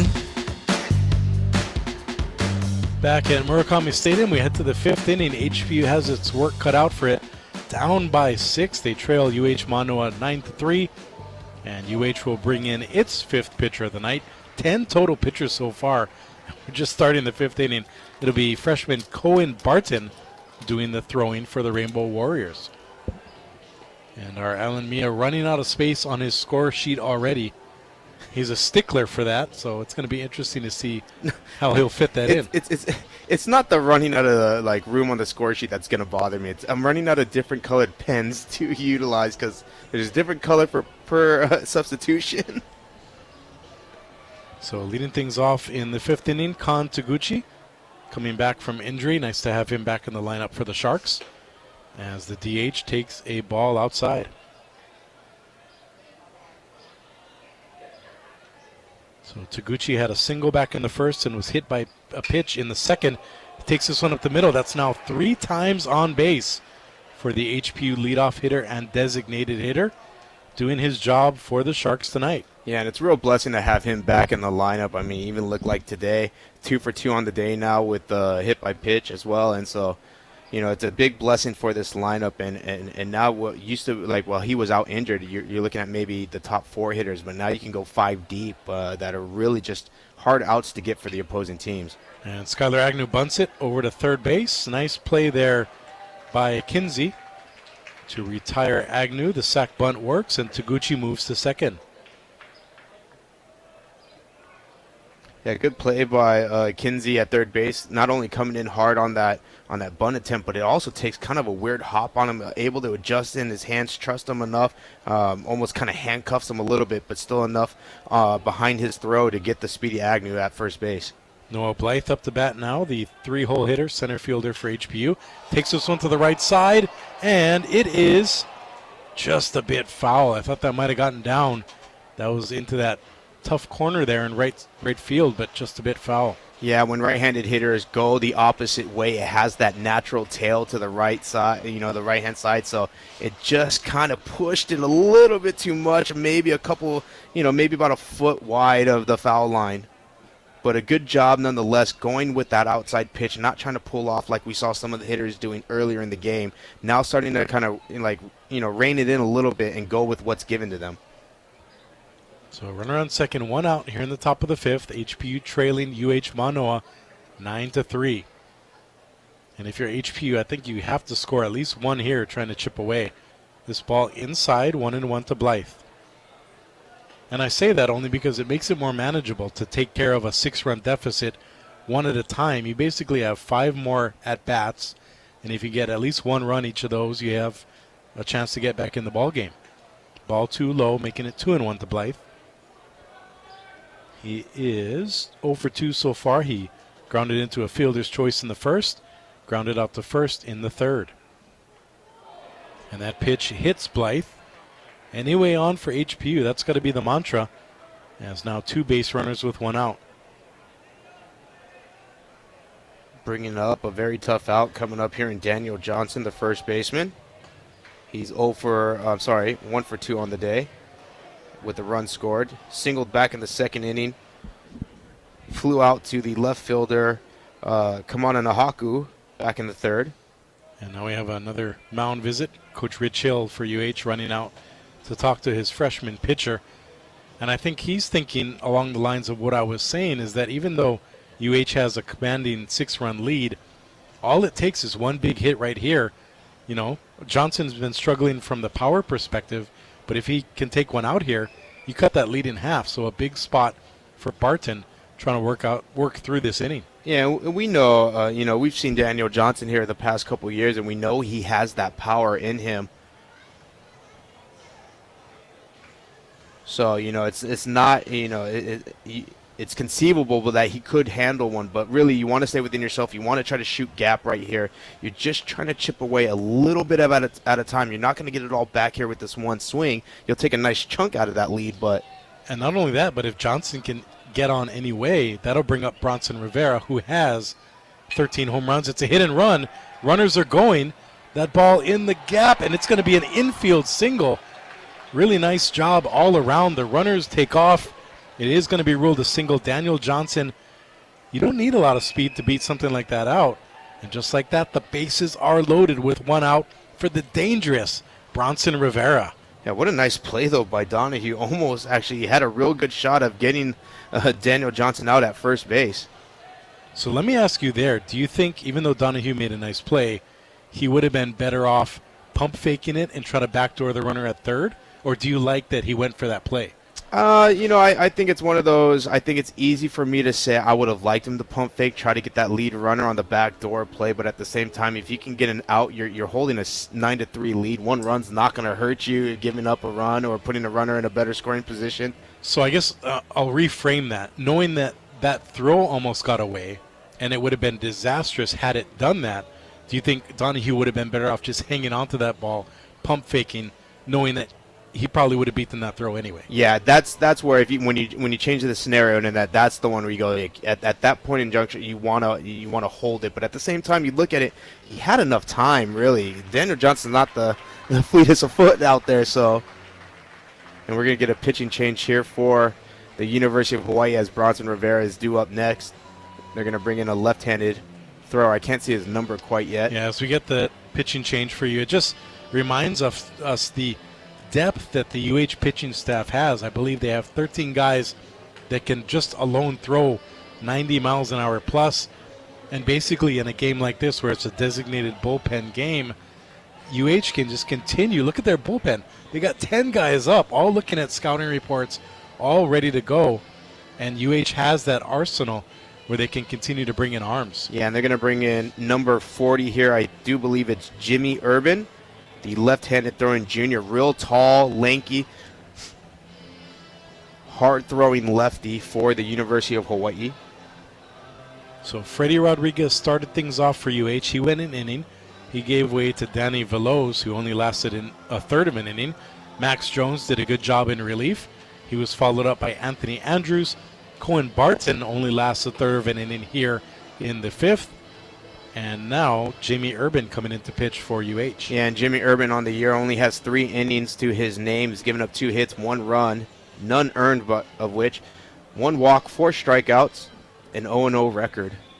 And I like this move by Coach Rich Hill, bringing in the lefty to face the lefty Rivera. You always want to have that lefty-on-lefty matchup. And when you, like I said, when you have this many pitchers, especially in a bullpen game, why not make that move knowing that you want to preserve the lead, especially with a 6-run advantage? Yeah, I think nothing changes. Even like a committee game or a midweek game, I think matchups are key because there's going to be a point in time later on this year where you're going to have to call on some of these guys for these type of matchups or games you don't want to burn other arms in. So they're going to have to be, come in with some kind of confidence that, they're putting these spots and can do a job. And that's a good point by you, Alan. Looking back at the Northridge series for UH, there were a few games where you could look at it and say, UH has no chance. But because their offense kept them hanging around, they were able to come back. Now, what if their pitching had kept them around and it allows the offense to do the same? So you want to have that kind of give and take with your pitching and your offense. Bronson Rivera now up to bat. This first pitch outside from Urban, 1-0 to the dangerous lefty with 13 home runs for HPU this season, Bronson Rivera. And you don't think Rich Hill has the scouting report on Bronson Rivera? And you don't think Rivera's hungry for a granny right here?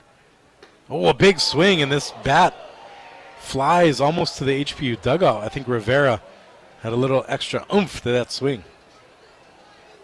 That'll make it a 1-1 count. Rivera taking his time, going to retrieve his bat. And pine tar stick, going to put a little bit more pine tar out on the bat, puts it on his batting gloves, of course, and then, it's the spray-on kind, I think. Speaking of that, what is your take quickly on the torpedo bats that the Yankees are using? And they're kind of taking the MLB by storm with the extended large barrels. I don't like it, but at the same time, hey, if it's not illegal, why not? And if it's working, it's working. And I don't know. It's just, I think if you're starting to go to gimmicks, you're it's like the shift and everything too, right? Just a different, day and age when it comes to the game of baseball.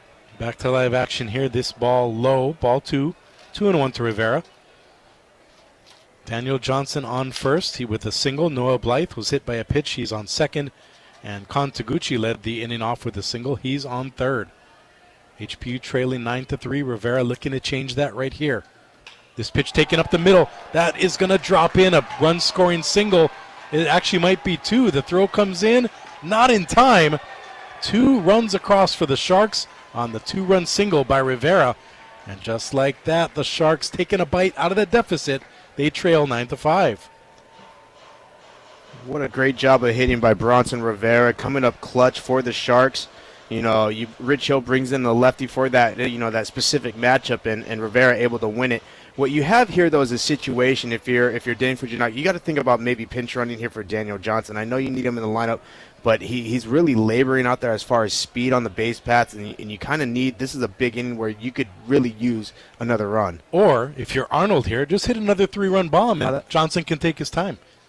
Arnold, who hit a 3-run home run back in the second inning, takes a ball, I believe, from the pitcher Urban. Still waiting for the official call. I believe it was a ball. It should be a 1-0 count. 2 runs in here for HPU in the 5th inning. Looking for more. His fastball, a strike on the inside corner. I believe it's 1-1 now. And again, Arnold not looking for the home run, but like Coach Higa for HPU says, you want to take advantage of those mistakes when you get them. And this inside pitch squirts away. It's going to be now 2-1 to Arnold. Yeah, that's a ball in dirt, and yeah, it will be 2-1 as the umpire just clarified it. But that's one where you read ball in dirt and you're trying to break for third, but not having enough speed there at second base with Daniel Johnson is, hopefully it doesn't come back to kind of haunt HPU here. Big 2-1 pitch coming here to Arnold. Here it is. Oh, it's fouled away. He was just a bit late on that one. A big swing going for look like the right center field alley. So Arnold 2 for 2 on the day, a home run and a single. I know it's a bit premature, but if he gets that double or a triple right here, he'll be in good shape for a cycle watch. So the pitcher Urban staring in from the stretch, set at the belt. Now comes home. Oh, high and tight to Arnold. Knocks him down just under his chin, and that makes it a full count, 3-2. A little bit of a purpose pitch. That last one went outside, and he goes with it, so you kind of get him leaning a little bit, so you come back in hard. It's not meant to hit him, but it's also meant to kind of just get him to back off. And now you can go back out. 3-2 pitch coming here. Oh, and it's a check swing. He did go. And that's a big strikeout, retiring Arnold. Urban climbed the ladder there and got Arnold to swing and miss. Yeah, and that was one of those pitches again, because you backed him off with that high and tight fastball. You backed him off just enough, then you throw it kind of middle outer half of the plate, and you're kind of just frozen a little bit. Troy Harding up to bat now. He struck out in the second and singled back in the fourth. Looking for a single or at least some kind of way on base here with 2 outs in the 5th inning. Right-handed hitting Harding takes the ball outside. HP with 2 runs across here in the 5th. They trailed UH-Mānoa 9-5 in this non-conference Tuesday night matchup. Beautiful night for baseball. Not much wind to speak of. No rain at the moment on this beautiful artificial surface here at Murakami Stadium. And that one is going to be called a foul ball. It was a bit of a delayed call. And that's going to be a 1-1 count to Harding. No argument, so I guess it happened, but it didn't look like he touched the bat on it, but might have been maybe off the knob, just a little bit of a click that the umpire heard. So 1-1 pitch coming from Urban. Big left-hander sets and delivers. And this one is stroked to the left side. Can it get down? No, because the speedy Nahaku tracks it down for out number 3. But HPU strikes back with 2 more. And as we head to the bottom of the 5th inning, they trail UH 9-5. This is HPU Baseball on the Hawai'i Sports Radio Network. For nearly 60 years, Hawaii Pacific University has supported military service members, veterans, and their families.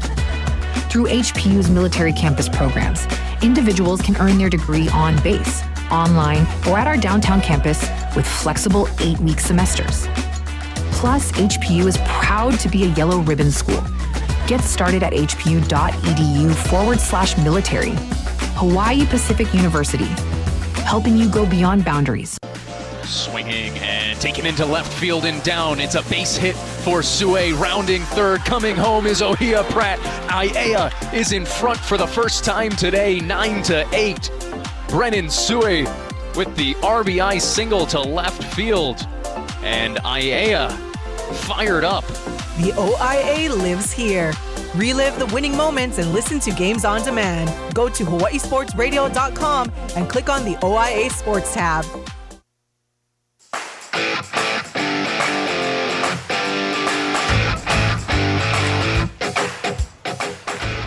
The heart of the rainbow batting order scheduled to hit here in the 5th inning, and Vicente Molina remains on the pitch for HPU, trying to keep the Sharks within 4 runs. They trail UH-Mānoa 9-5. And Alan, I'm pretty impressed with HPU. They've had a few times where they could have kind of folded the tent and gone home, and they've stuck around. They've answered the call twice tonight. Now it's up to them to try to get a clean inning here with the heart of the order coming up for UH. No, exactly, and that's why we always kind of talk about it. Almost beat the what is the saying? Beat the what's that saying? I'm drawing a blank here, but dead horse. Yeah.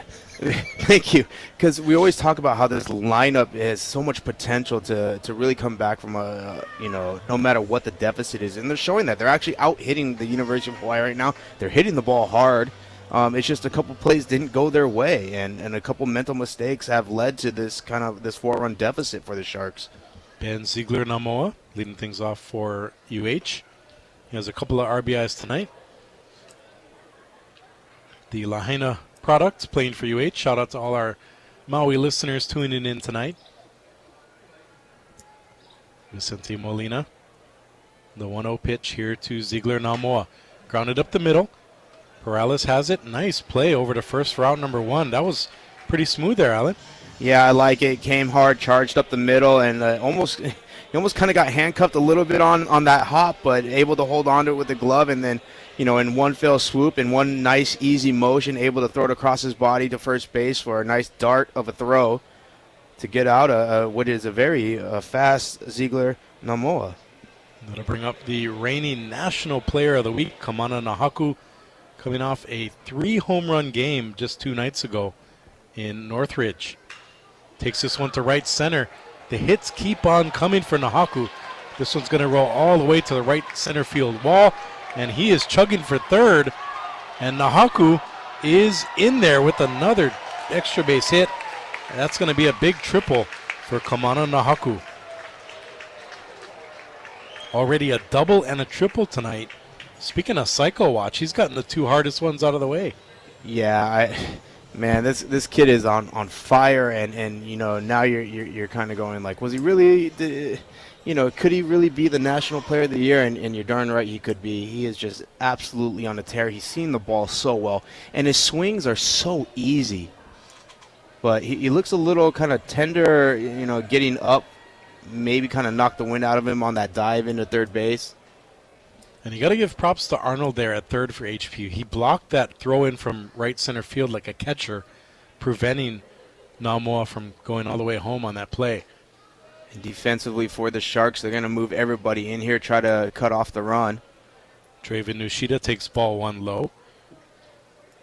HPU down by 4, knowing that at this point of the game in the 5th inning, runs are at a premium. And this pitch is taken to deep center.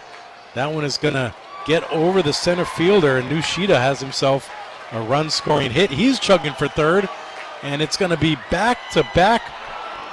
No, it's not. It's going to be a double that scores a run, and a beautiful throw from center to get the runner Nushida out at third. But the good news for UH is they do score another run, and they now double up HPU again, 10-5 here in the 5th inning. And that's going to go 8-6-5. So it is a double for sure, and an RBI, and then like you said, center to short to third to get that big put out. And I think more importantly, kids, that is why we say hit your cutoff. And a good relay throw from Frankie Perales. So UH now with a 10-5 lead here in the 5th inning. HPU trying to hang tough with one of the top teams on the West Coast. Oh, you don't want that. Pass ball, and no one was going for it, and then the umpire started to run after that. You don't want the umpire having to do that, but luckily one of the staff members of HPU ran out and got the ball. This pitch inside for Molina. That was one of my jobs as a freshman redshirt, is basically give the umpires water, make sure the umpire had enough balls at home, and be that guy to save the umpire from having to chase stray balls like that. This ball taken to the left side, another base hit. This one by Kinsey, and he's joined the hit parade for UH with a 2-out single. And what you're seeing from the outfielders now, especially from Noah Blythe in center, they're starting to move back just a little bit. They've got caught in the last 2 hits to the right center gap by playing in. So now you're having to bring, really play back. That'll bring up Aiden Cooney, 0 for 2 on the day, couple of flyouts to center field. And I know what the thought process is for HP. Hawaii is such a great just contact hitting team that you're trying to take away those bleeders, but at the same time they also possess enough gap power that you're going to have to play back. Cooney takes a strike from Molina. 2 outs here in the bottom of the 5th inning. UH with another run in. They've scored at least 1 run in 4 of the 5 innings tonight. 5-0-1-3-1 their line score. As this ball is taken to the left side. And a nice job ranging over by the left fielder Rivera, making the catch in fair territory for out number 3. So UH is retired. We head to the 6th inning. However, the Bows have doubled up HPU so far, 10-5. This is Sharks Baseball on the Hawaii Sports Radio Network. DSE Hawaii, a proud supporter of OIA Sports on the Hawaii Sports Radio Network, is a locally owned and operated union electrical contracting company. Established in 1988, DSE Hawaii provides services to general contractors, building owners, property management companies, architects, and engineers. Their commitment to the electrical industry is focused on quality, efficiency, and most importantly, customer service and satisfaction. DSE Hawaii, providing quality work in the most efficient manner.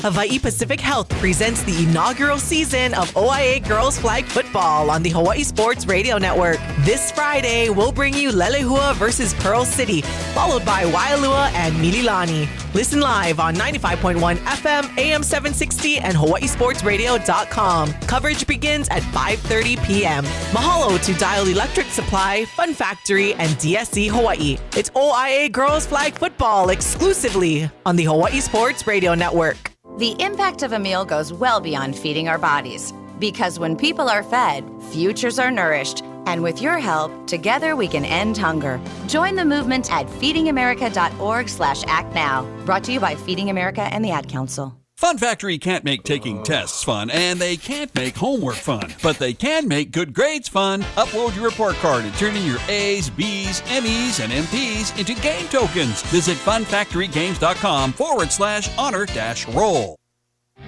Hawaii Pacific Health presents HPU Sharks Baseball on HSRN 95.1 FM, AM 760, and hawaiisportsradio.com.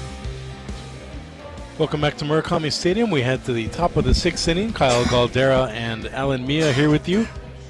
Joined in the studio by Ku'ule Agbayani and here on site by Paul Brecht and Michael Lascaro. The whole team's here, the whole gang, checking out UH baseball versus HPU tonight. And another rainbow pitcher coming in. It'll be Zachary 10, the former Iolani standout, doing the pitching now for UH.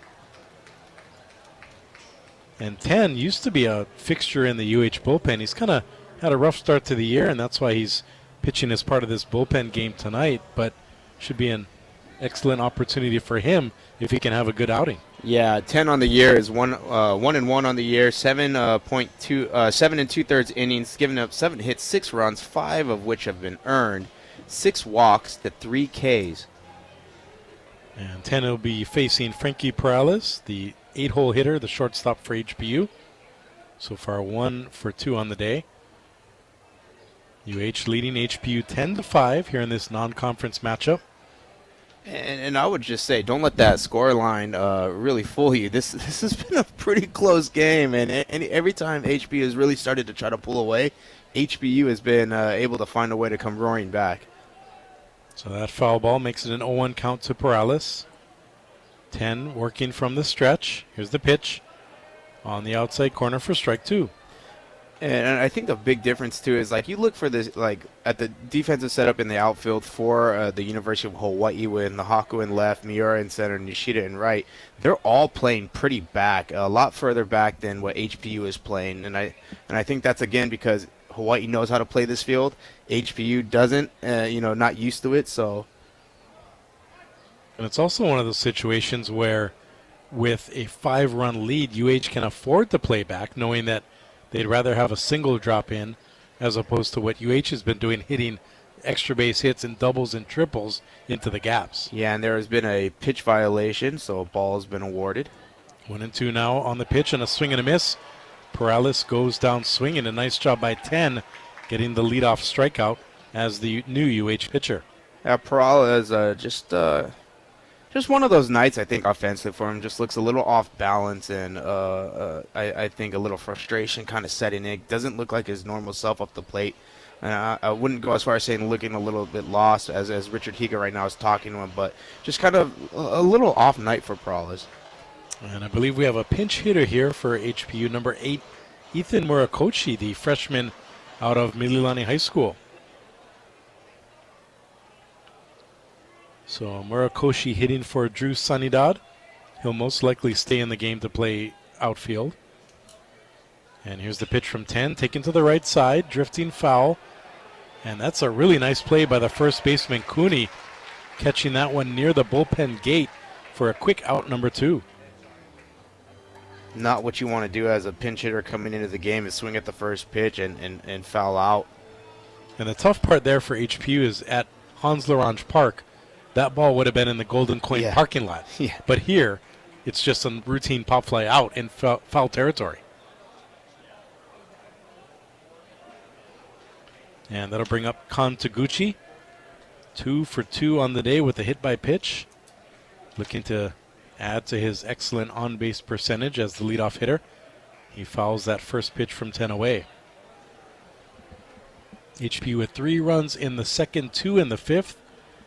UH with 5 in the first, 1 in the third, 3 in the fourth, and 1 in the 5th to get to their 10-5 advantage. I think the one thing you like to see with Taguchi is just the fact that he hasn't looked, overwhelmed at the magnitude of the situation playing against the University of Hawaii in Les Murakami Stadium. He's looked, up to the task in every facet of today's game. Taguchi now with a 1-1 count in the leadoff spot. Facing 10 and takes this one to the right side. And Sakaino was shifted that way. Makes the play 4-3, and that'll be a 1-2-3 inning. HPU is retired with nothing going in the 6th. UH is up to bat next. This is Sharks Baseball on the Hawaii Sports Radio Network. Hawaii Pacific University's MBA program is designed for working professionals like you. With courses offered online, in person, and evenings, HPU makes it easier to balance work, life, and education. Through the MBA Plus program, you can specialize in areas like business analytics, global leadership, or nonprofit management. Visit hpu.edu/MBA to learn more and apply. Hawaii Pacific University, helping you go beyond boundaries. Hawaii Pacific University presents Sharks Weekly on the Hawaii Sports Radio Network, live from the eSports Arena powered by DSE Hawaii at HPU's ATM campus. Every week, take a deep dive into the men's and women's athletic programs at HPU. Who are this week's standout performers? Which program is making a splash in the classroom, community, and the game? Tune in to Sharks Weekly, Thursday mornings at 9 on HSRN 95.1 FM and AM 760, or listen on demand at hawaiisportsradio.com. This is HPU Athletics on the Hawaii Sports Radio Network, 95.1 FM, AM 760, and hawaiisportsradio.com. Welcome back to Murakami Stadium. Another HPU pitching change. Jaden Gabrillo coming in to throw for the Sharks. He's a freshman, a right-hander. A lot of zip to his fastball. We'll see if he can control it against the UH lineup. UH leading this one 10-5 in the bottom of the 6th inning. And it looks like there's a few other changes. We'll get those adjustments for you as soon as we can. I see number 34 out there for HPU. I don't have him on the roster. Maybe that's another change we didn't get yet, but we'll try to figure that out. He's playing shortstop now. Oh, pardon me. That's still Perales. My bad. So that part of the lineup's still good. And now looking at the UH batter, it's going to be number 25 hitting. 29. Which is going to be, number 29 is going to be David Verbo de Dios. So he replaced Salmon, the pinch hitter, doing the catching for UH, and now batting in the 9-hole. So Vergel de Dios fouls that first one away, the freshman, getting some playing time here against HPU.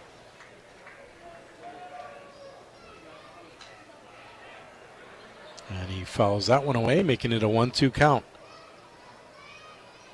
So Faldo started the game at catcher, was pinch hit for by Salmon, and then Vergel de Dios came in to relieve him. And that's a big swing and a miss, so just like that, Gabrillo, the freshman, getting a strikeout here in the 6th inning to start the frame. And that'll flip the lineup card for the Bows back to Shunsuke Sakaino. Sakaino with a single and a walk in the 1-hole for UH tonight. HPU 5 runs on 10 hits, no errors. UH 10 runs on 9 hits and 1 error committed. Sakaino, the lefty in there, fouls that first pitch away. It squirts through the netting, and fortunately those fans are okay over there. They get a souvenir.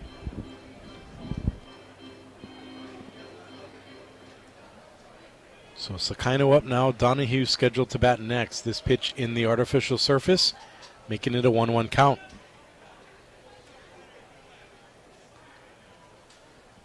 Perales pinching up the middle.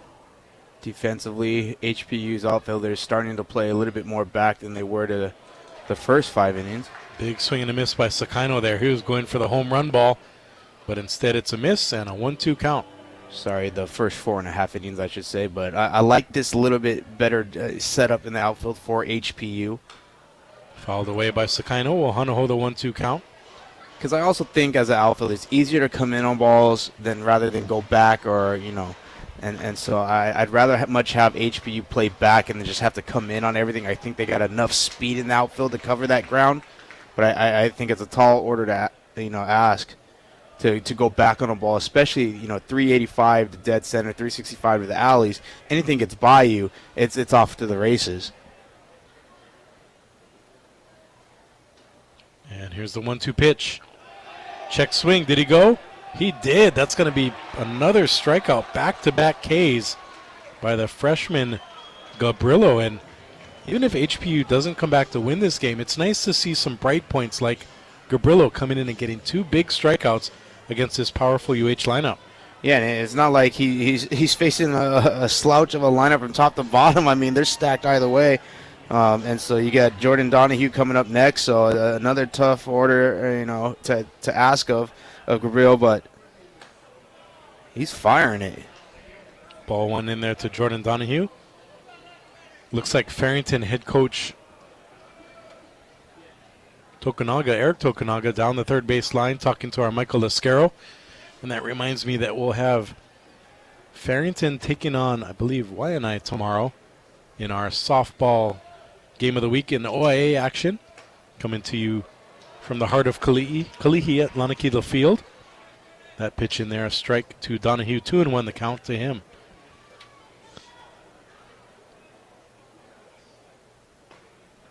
And that one in there for another strike, 2-2. Donahue not happy with that call, but a nice rhythm for Gabrillo here, potentially going for the striking out of the side. And he does. A swing and a miss. After a throw down to first, it is a 1-2-3 inning. Gabrillo pumps his fist. 3 straight strikeouts to retire UH. We head to the 7th inning. UH leads this one 10-5. This is Sharks Baseball on the Hawai'i Sports Radio Network. Healthier is working together as a team. Hawaii Pacific Health's team-based approach is designed to make sure you see the right healthcare expert at the right time. It's about collaboration that brings together the skills and personalized care you need. And it's about coordinated care from a team of physicians, nurse practitioners, registered nurses, and other specialists, all working together to help you live healthier. Learn more at hawaiipacifichealth.org/healthierlife. Put your phone on D&D, that means do not disturb when you're driving. And when you're going from point A to B, I need you to stay safe, please, so always sing with me. So put your phone on D&D, that means do not disturb when you're driving. And when you're going from point A to B, I need you to stay safe, please, so always remember this beat. Don't drive distracted. A message brought to you by the National Highway Traffic Safety Administration, Project Yellow Light, and the Ad Council. Fun Factory can't make taking tests fun, and they can't make homework fun, but they can make good grades fun. Upload your report card and turn in your A's, B's, M's, and MP's into game tokens. Visit funfactorygames.com/honor-roll. Did you know that even if Americans disagree, there's one small step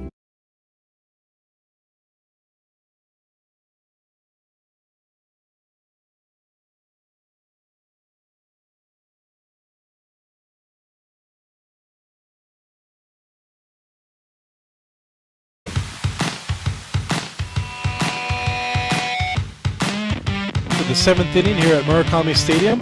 Kyle Galdera and Alan Mia. UH-Mānoa leading HPU 10-5.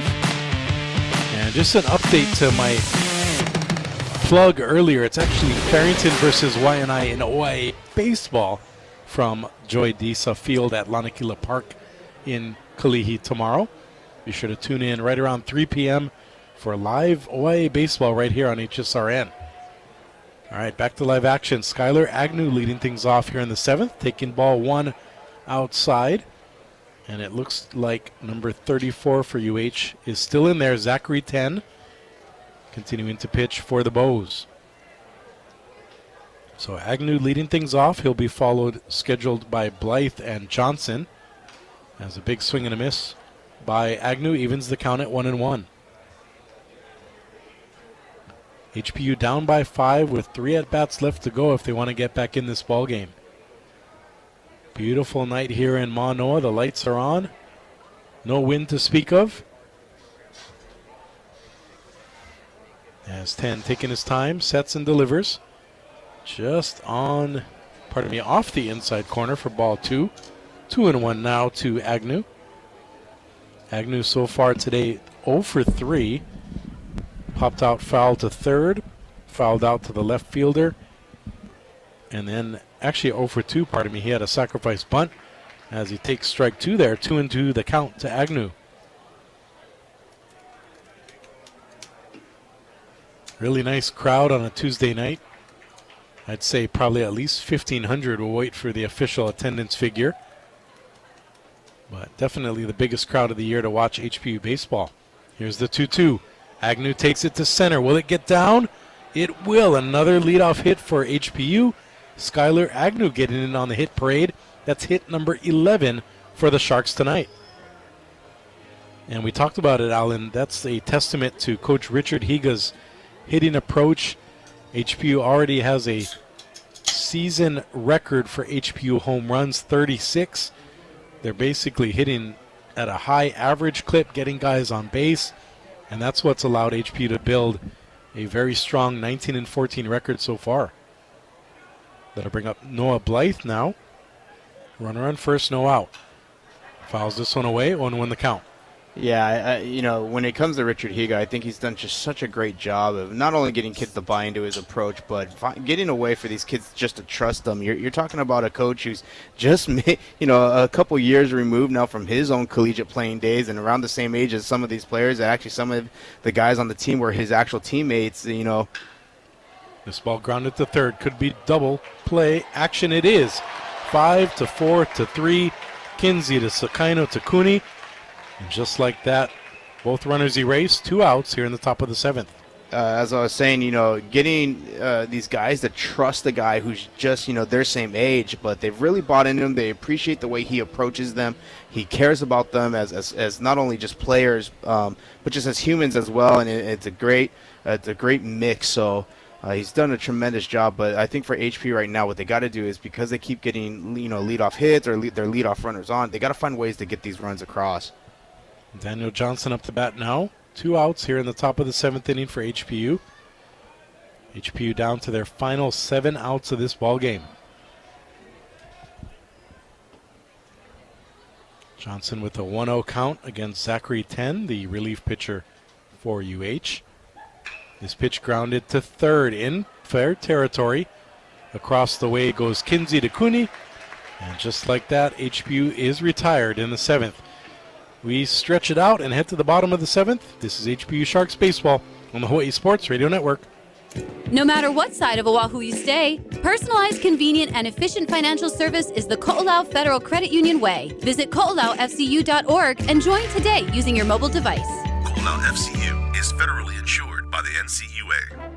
For the few, the proud, the first to fight, Ko'olau Federal Credit Union has your 6. Whether you're active duty, civilian, or a member of a Marine household, Ko'olau FCU has a branch on base. Visit ko'olaufcu.org to join today. Ko'olau FCU is federally insured by the NCUA.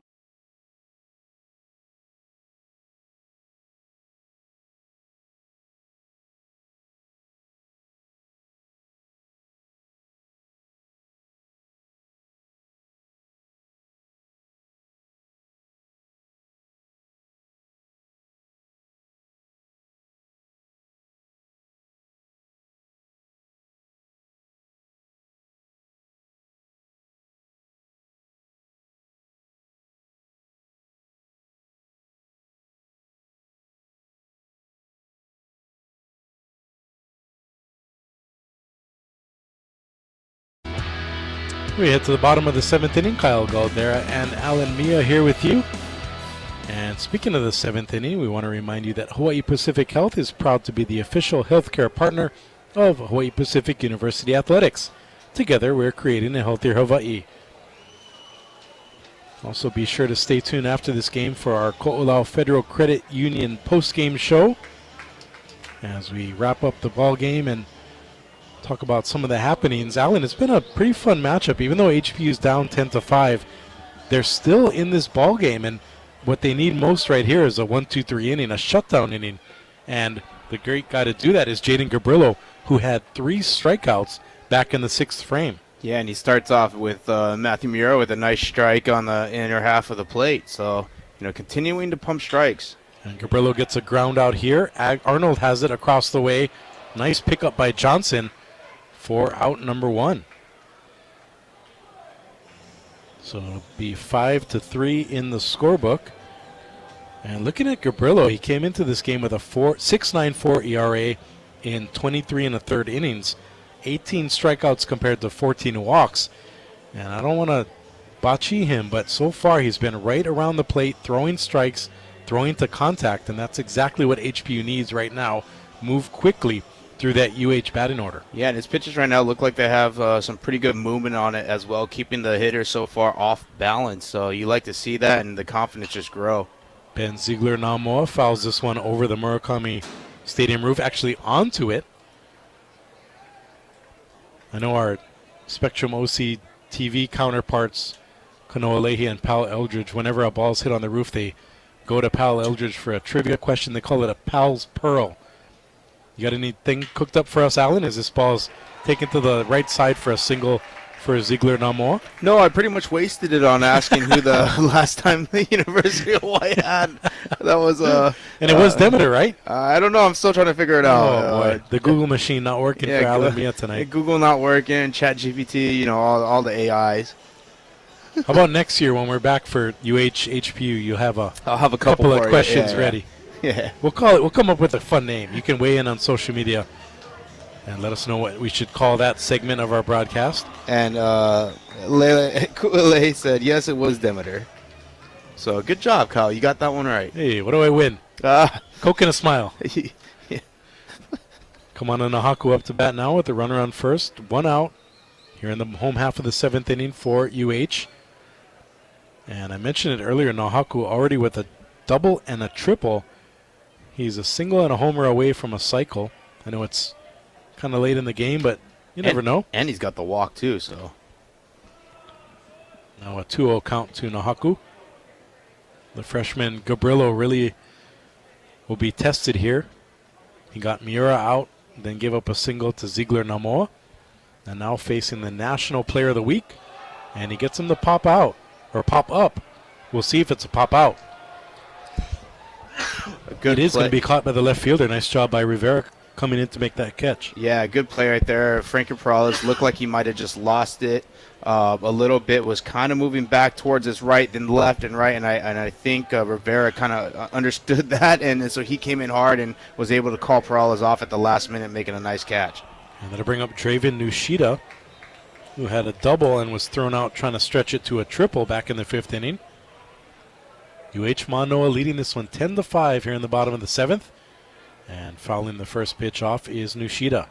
You know, with this University of Hawaii baseball team, we talk about, like, you know, Manoa Magic, their propensity to always come back in the late stages of a ball game to win it in extras or in the last at bat. And, you know, now we're hoping for some of that Manoa Magic here for the Sharks. Oh, this one off Gabrillo bounces right to the first baseman. And Gabrillo just walks it off like nothing happened. Wow, I don't think I've ever seen that where a pitcher took the ball square off his body. It goes right to the first baseman, and then the pitcher walks off like nothing happened. But there's the freshman for you. 2 solid innings for Gabrillo as we head to the 8th inning still. HPU trailing UH 10-5. This is Sharks Baseball on the Hawaii Sports Radio Network. Did you know that you can support Hawaii Pacific University athletics year-round? HPU family, friends, and fans help to support the department's competitive programs by making contributions to the annual fund. Your generous gifts go towards operational costs such as travel, equipment, scholarships, and more. By making a gift to the annual fund for HPU athletics, you're helping to provide the very best experience for more than 250 student athletes. Visit hpu.edu/giving to support the HPU Sharks today.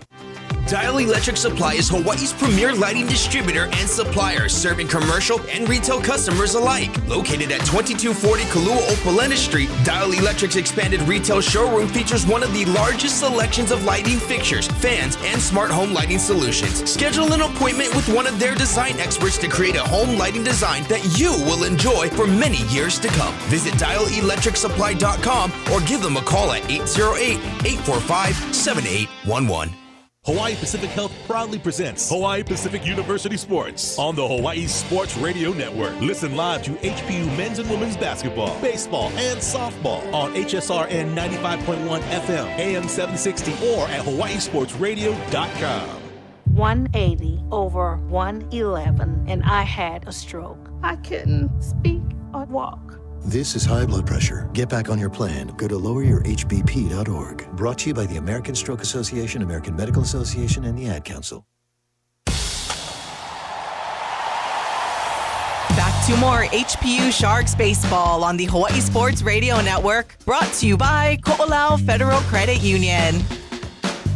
6 outs to go for HPU. Then we head to the top of the 8th inning. They trail UH-Mānoa 10-5. And Alan, we're still marveling at that play by Jaden Gabrillo. And even though he didn't actually make the throw, the ricochet off his body straight to first base for essentially a 1-3 putout was probably one of the best defensive plays I've seen by HPU this season. I mean, we were talking about, like, well, that looked like maybe it came off his glove, but the how hard it went to first base and right to him, to Daniel Johnson at first base, it leads me to believe that went off like just above his knee, his thigh. But it's the walk-off for me. Like, nothing even happened. He just walked straight to the dugout. So for HPU leading off the 8th inning, it'll be Bronson Rivera. 2 hits, 2 singles so far today for the lefty power hitter, and he has a big swing and a miss there.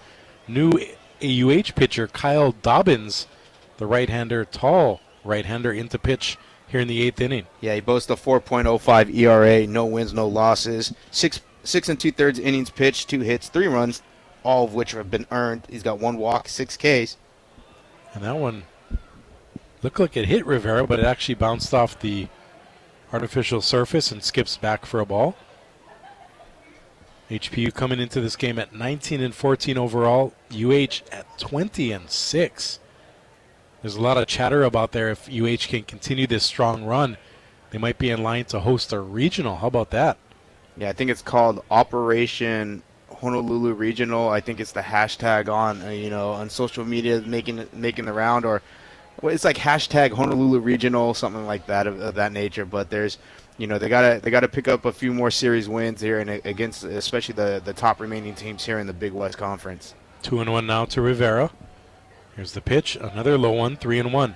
But I think the one that will really get I think really some national talk, more national talk, will be the Oregon State series when the Beavers come into town and we get to see Ava Arquette, who could be a top 5 pick in this year's draft. Hopefully number 2 to the Angels, but I'm just saying. And that pitch is low. Leadoff walk for Rivera. So a good start here in the 8th inning, getting the leadoff batter on.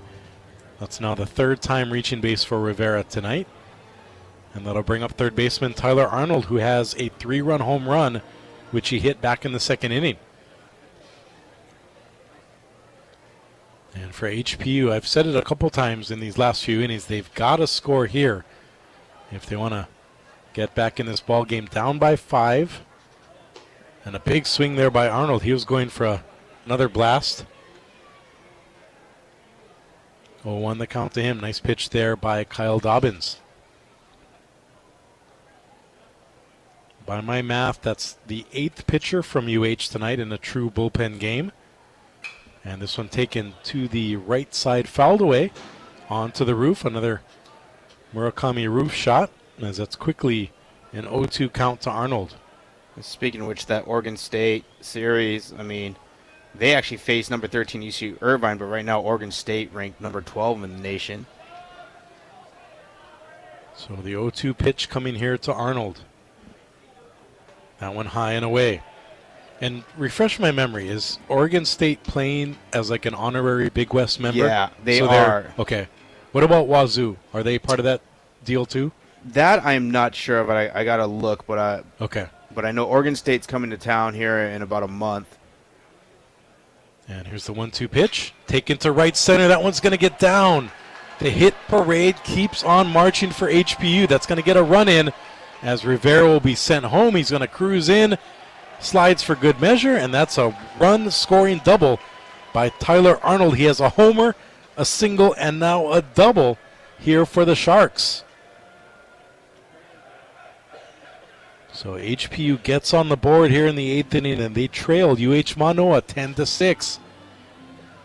And that's what we talk about. When you get that leadoff runner on, you got to find ways to at least get them across. And so they do a good job there. The hit parade, like you said, continues. And they're actually out hitting this Hawaii team. So, HPU is battling this 10-6 lead. Again, this game has been a lot closer than that scoreline, shows at the moment. But, there's no quit in this Sharks lineup.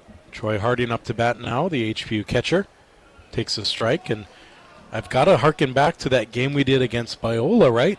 Like last month, I believe it was, when HPU was down 7, and they stormed all the way back to send it to extra innings. They ended up losing, but that really went to show us and our listeners just that this team has no quit to it, and they can, with their power and their speed, get right back in games. And that's the game we can blame Michael Oscaro.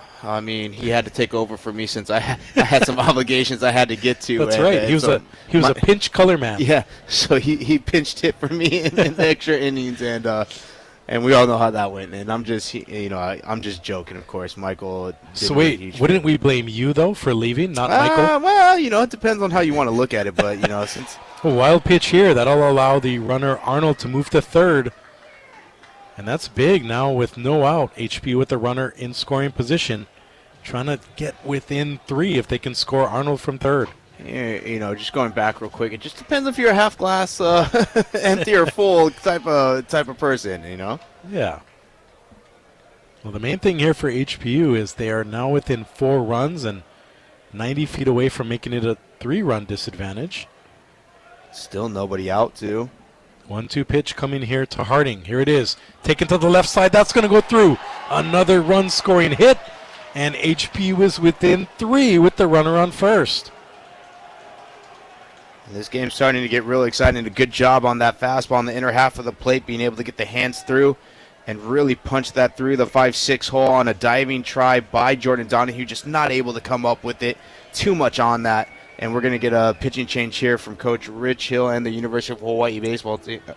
So let me ask you now, I know this is a scheduled bullpen game, and if you're Rich Hill, you would like to get with some of your guys who don't normally pitch, but does Rich Hill now go to his bona fide closing part of the rotation, knowing that this game is now in the balance with HPU down by 3 and the tying run on deck?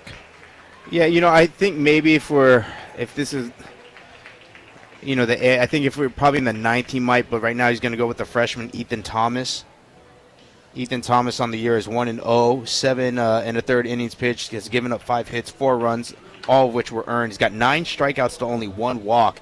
And the thing that sticks out to me is he's got, outside of the 4.91 ERA, he's got a .82 whip. So this is a guy who pumps a lot of strikes around the zone. So, it's one of those situations. I think if you're the Sharks right now, you be patient, but at the same time, if you can get yours because he is around the plate, make sure it's something you can handle and not try to be too fine on it. Just go where it's given, and the Sharks have done a really good job with that today. Been able to get the hands inside the ball on the inner half, and also being able to let that ball travel deep on the outer half and being able to go down the right field line with it if it's a righty, or, for the right-handed hitters, being able to go with it down the right field line. And speaking of Michael Lascaro, he's doing a great job giving us some reports from around Murakami Stadium tonight. He lets us know that Gabrillo's night is pow, and that the closer for HPU, Ryan Inouye, the Kailua product, is actually warming up, and he'll come in to pitch the 8th inning. So I don't want to get ahead of myself here, but let's say HPU ties it up or goes ahead. They already have their closer getting warm, so HPU going for it here, trying to stay in this ball game, and it's been a lot of fun tonight, Alan. 10-7, the UH lead over HPU, and the Sharks are still right in it, even after giving up 10 runs to UH. Here's the funny thing for me. If you're the University of Hawaii, what is going through your mindset right now? You've played 3 D2 teams, and they've really given you a run for your money. Now, I know most have been like these committee bullpen games. You're getting guys in that normally don't throw, but for the most part, the lineup is the lineup in which they go with. And so what does it do for these guys? But I think it's one of those that it kind of proves what we've been saying the last few years. Baseball in the state of Hawaii is really good from top to bottom. So after that pitching change, we have Frankie Perales up to bat for HPU. And he shows bunt, pulls it back, and takes the ball from the new pitcher, Ethan Thomas, the 9th pitcher from UH tonight. Bronson Rivera led off the inning with a walk. He came around to score on the Tyler Arnold double. And then Harding drove in Arnold for the 2 runs here in the 8th inning. That one on the outside corner for strike 1. I wish I had a radar because it looks like Ethan Thomas right now is just dealing hard fastballs. Real stiff and heavy, it looks like. Probably upper 80s, low, maybe touching 90. I'm not sure his velo. Oh, that one another fastball pop in the glove for strike 2. Yeah, that might be in the low 90s. I don't know. It looks. And it kind of comes from a 3/4 angle slot. It kind of comes from the side a little bit, so maybe just creates a little bit of a depth issue here for the hitters. 1-2 pitch to Perales coming up here from Thomas. And that one right on the outside corner. Perales had no shot, and the strikeout is recorded for out number 1. Yeah, just a tough night for Perales up at the plate, but he's made up for with just like really good defense out there at shortstop for the Sharks. But offensively, just kind of has looked really off balanced out there. That'll bring up Owen Wessel. He actually came in to play right field for Murakoshi, who pinch hit for Drew Sanidad. So Wessel gets his first swings of the night here in the 8th inning as he takes ball 1 low, and this is a big spot for Wessel. Because even if he doesn't drive in the run from first, as long as he can keep getting runners on base, like I mentioned, HPU has the on-deck batter representing the tying run as the Sharks trail 10-7 here in the 8th inning. Wessel takes this one to first. Cooney makes the conservative play, stepping on first, allowing Harding to go to second with now 2 out. That'll be a 3U in the scorebook. And that'll flip the lineup card back to Kon Taguchi, who tonight is 2 for 3. He's reached base 3 times. Yeah, kind of the guy you want up and part of the lineup here going in, with 1 out here remaining in the top of the 8th and going into the 9th. This is the part of the lineup that you really count on for these moments, and they've come through all year. But just a good opportunity here to push another run across, hopefully.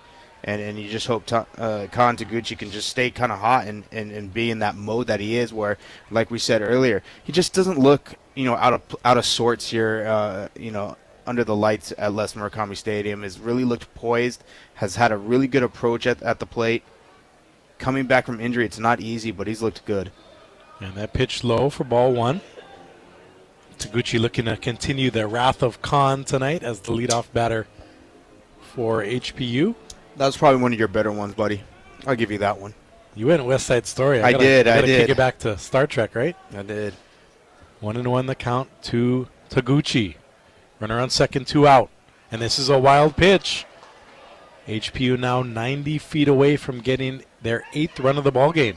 And that's the second wild pitch this inning alone for the University of Hawaii pitchers. And that's big because now a simple error or an infield single or even another wild pitch gives HPU that much-needed run. Yeah, and I think, for these pitchers, too, for UH, it's just adding pressure to the moment.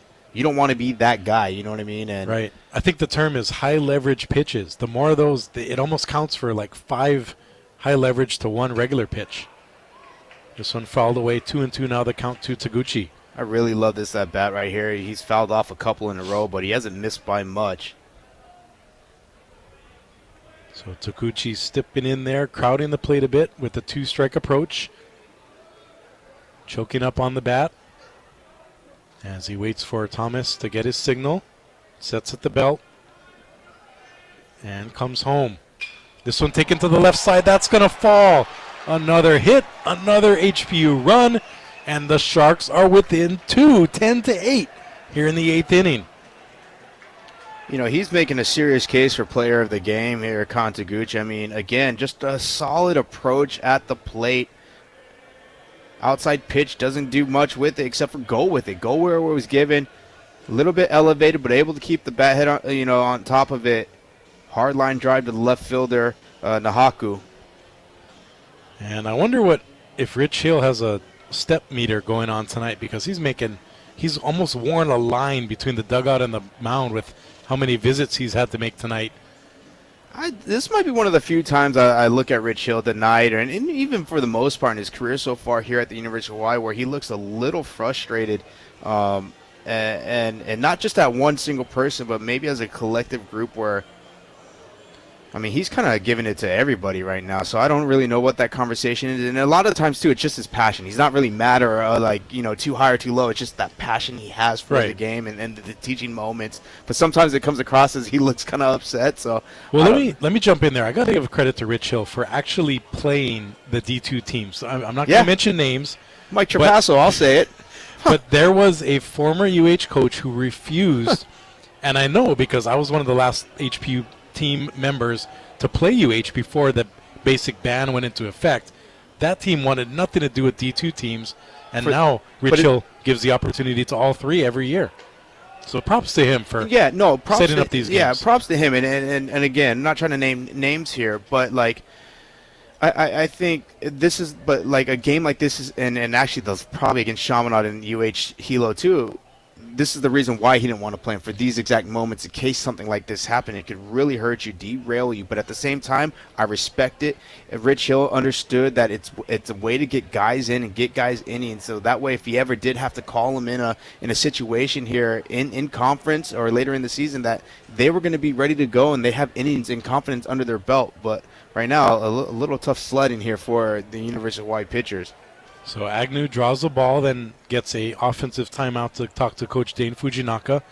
Now he's back in the left-handed batter's box. Runner on first, 2 out. Already 3 runs in for HPU. They trail UH 10-8 here in the top of the 8th inning. And a pickoff attempt that almost got past Aiden Cooney. Yeah, Cooney again turned into a catcher over there blocking that ball. Agnew, 1 hit so far today, looking to add to that total. Big swing and a miss there for strike 1. That was probably one of the first times I've seen in a while of this HBU lineup where I saw a hitter try to pull off on something that was on the outer half of the plate.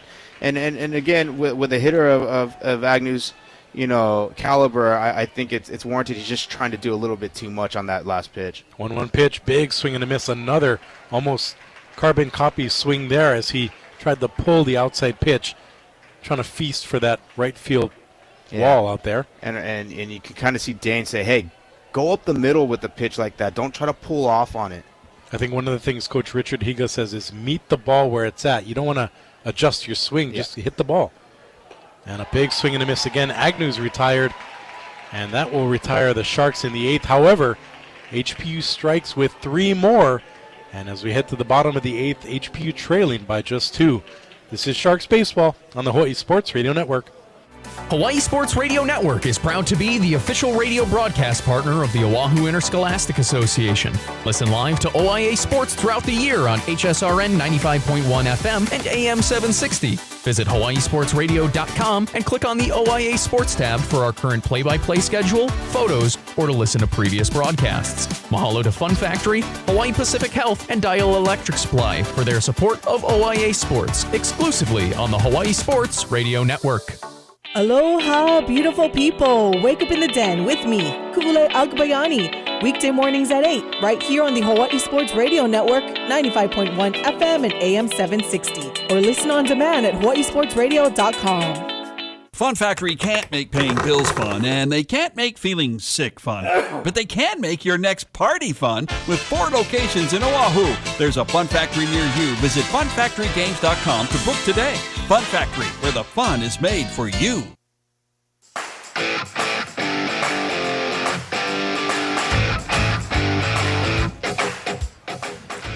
We head to the bottom of the 8th inning. HPU brings in its closer, Ryan Inoue. Game hanging in the balance. Sharks trailing UH-Mānoa 10-8 here at Murakami Stadium. Kyle Galdera and Alan Mia here with you, joined on site by Paul Brecht and Michael Lascaro. Ku'ule Agbayani back in the studio. Be sure to join Ku'ule and Paul Brecht on air tomorrow for Wake Up in the Den every weekday morning from 8 to 10. And then you can check us out for OIA baseball. It's Farrington and Waianae coming to you from Kalihi. If this matchup is good, I think that matchup is going to be as good or better. 2 of the top teams in the OIA going at it in the OIA baseball ranks.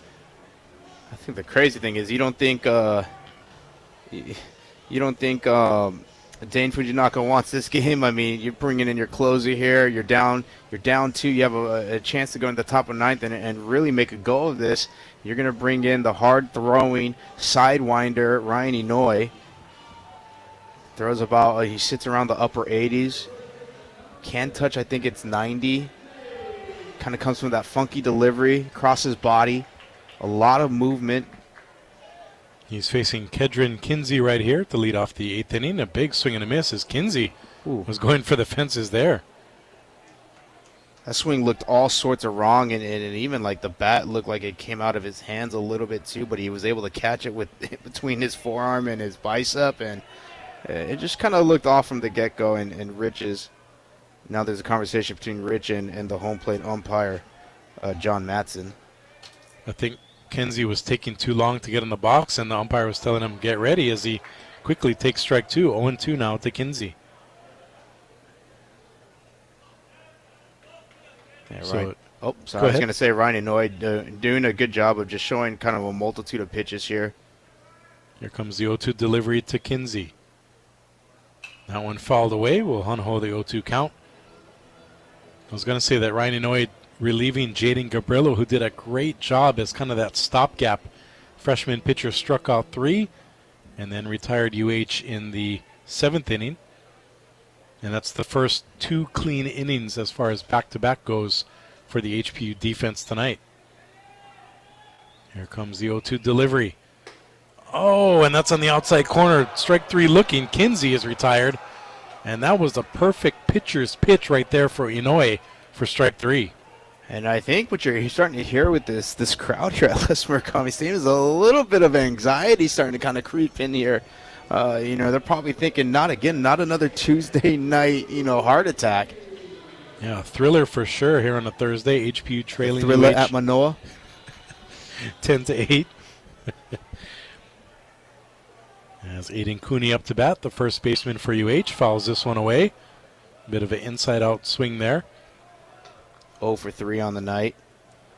Looking out to the UH bullpen, I'm still amazed that they can't get the money to put a roof on that batting cage. They basically put up the frame so that the building wouldn't be condemned, but they haven't put a roof on a building in a place that it rains literally every day. And how are you going to have true batting practice when you don't have a roof on your batting cage? But they got brand new TVs in the locker room. Oh, man. Cooney fouls this one away, 0-2. And I say that knowing that HPU is, Kehi built. They practice at Kehi Lagoon. No frills there, but you would just think that a team like UH would be able to scrounge up enough money to put a roof on their batting cage. Here's the 0-2 pitch, outside, 1-2. And kind of answer your questions with, what Hawaii would do in the top of the ninth. It looks like we have number 38 for the Rainbow Warriors, Charlie Adamson, and then the left-hander, 49, Dylan Waite, both warming up in the pen. We'll wait and see who comes in the ninth inning for UH. As this ball high and away for ball 2-2 to Aiden Cooney. Yeah, as I was saying, Cooney 0 for 3 on the night has flown out twice to the center fielder Noah Blythe and then once to the left fielder Bronson Rivera.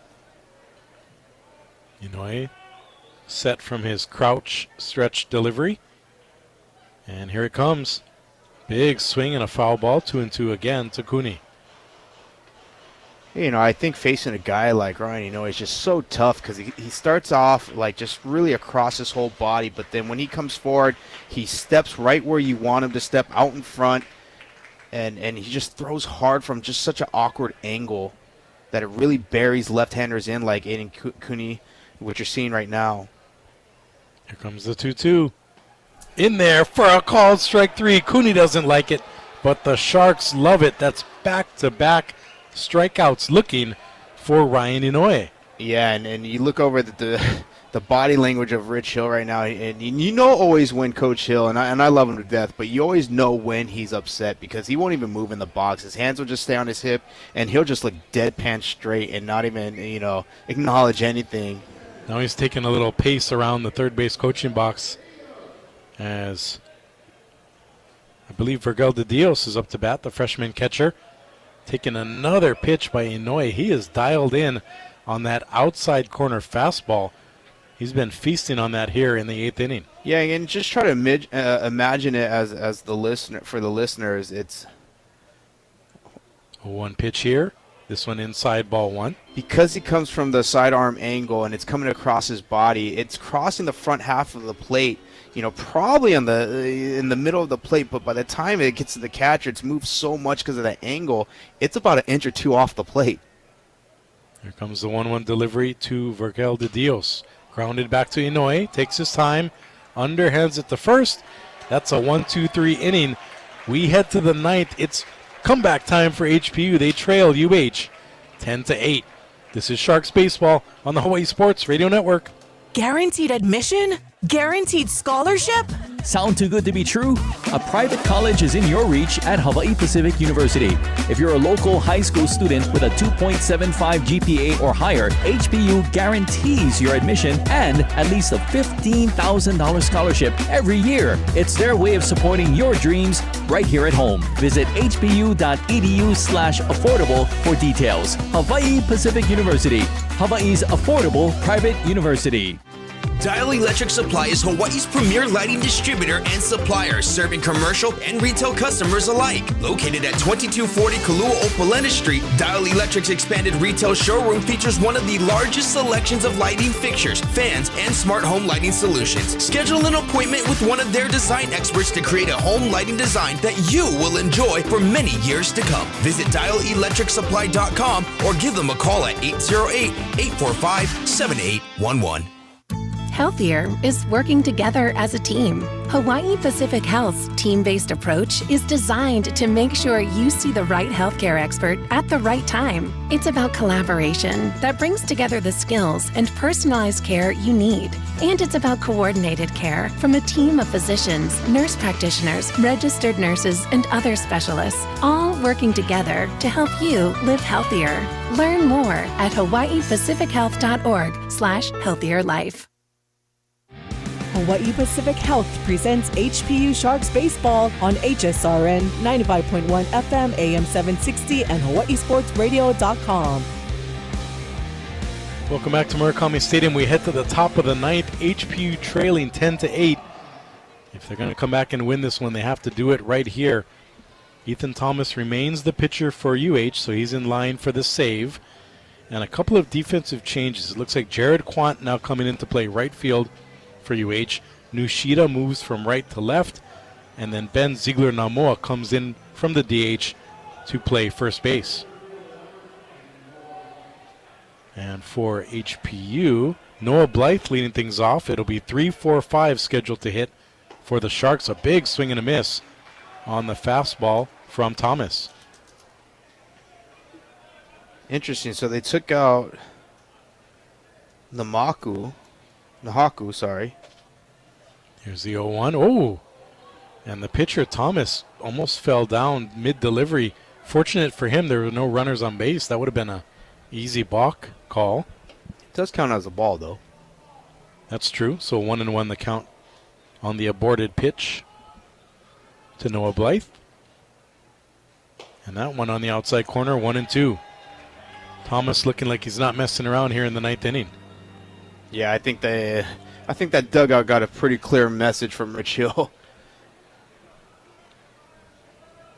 Thomas getting his signal, sets at the belt. Here's the 1-2.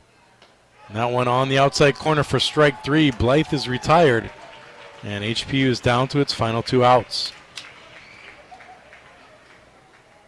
That was a good pitch from Ethan Thomas, and again, because Thomas is so tall, he throws hard, and he comes with from like a 3/4 arm slot too. Kind of comes across the body as well. So any of those outer half pitches I think are just tough for a hitter to really get a good look at.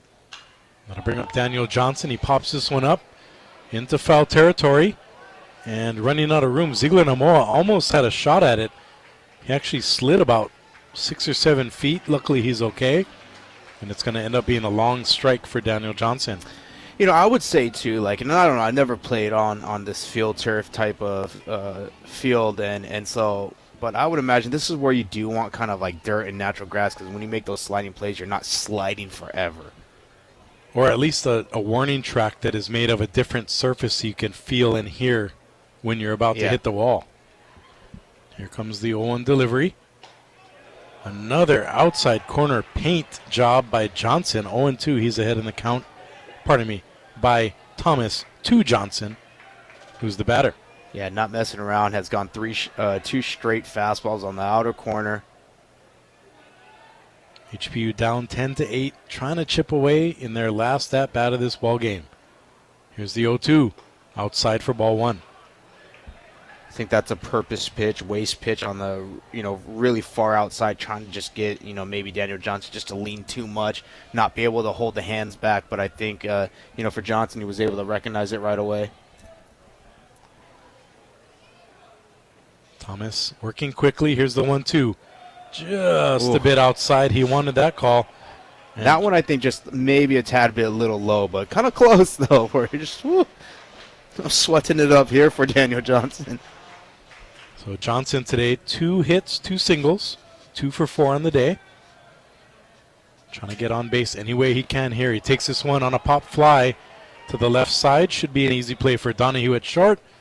And he makes the catch. HPU now down to its final out, trailing by 2. And that'll bring up Bronson Rivera, who has home run power, but honestly, he would probably be happy with a walk here. Anyway on.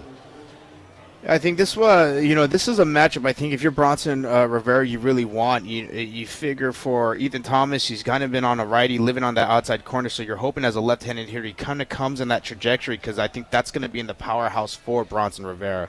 Here's the pitch taken for a ball. Try to go outside, but you saw it was kind of I would say like a little bit of a funky delivery. I don't think Ethan Thomas was comfortable going to the outer half on that pitch. Thomas ready and brings the 0-1 home. This one high, the 1-0 home, 2-0 now to Rivera. And this might be one of those bats. Like, I know you're only up 2. You don't really want to put a runner on, but at the same time, you're not really trying to give this hard-hitting lefty, anything really he can handle. Bad news for UH is Tyler Arnold's on deck, and he has plenty of home run power himself. This one in there for a strike, 2-1 now to Rivera. And then that's that pitch I was talking about, that low inside pitch for Bronson Rivera. If he can recognize it quick enough and get quick hands to it, I think that's a pitch he can really handle. Stay tuned after this game for the Ko'olau Federal Credit Union post-game show, as we'll wrap this one up. 2-1 the count, and this one inside, but it's going to be called a strike. Rivera not happy with that call. 2-2 the count to him. Yeah, looked just above the belt line, but I think it's one of those borderline pitches. So, I'm okay with that calling. If you're Bronson right now, you really got to, be patient up there, fight things off that you think are close enough but can't really handle until you can get something you can handle by being short and quick to it. HPU down to its final strike of this ball game. 2 balls, 2 strikes, 2 outs, a swing and a miss. And that is it. We finish exactly at the 3-hour mark, 9:41 p.m., and the lights go off in celebratory fashion for UH. They end up pulling out the 10-8 win. Tough luck loss for HPU. They were right there, just giving up runs in bunches. They gave up 5 in the first, 3 in the fourth, and that ended up undoing the Sharks' effort. However, great showing by both teams as UH-Mānoa ends up with a 10-8 victory. We'll be back to wrap it up and bring you our Ko'olau Federal Credit Union postgame show right after this. Again, our final score, UH-Mānoa 10, HPU Baseball 8. You're listening to Sharks Baseball on the Hawaii Sports Radio Network. No matter what side of Oahu you stay, personalized, convenient, and efficient financial service is the Ko'olau Federal Credit Union way. Visit ko'olaufcu.org and join today using your mobile device. Ko'olau FCU is federally insured by the NCUA. For the few, the proud, the first to fight, Ko'olau Federal Credit Union has your 6. Whether you're active duty, civilian, or a member of a Marine household, Ko'olau FCU has a branch on base. Visit ko'olaufcu.org to join today. Ko'olau FCU is federally insured by the NCUA.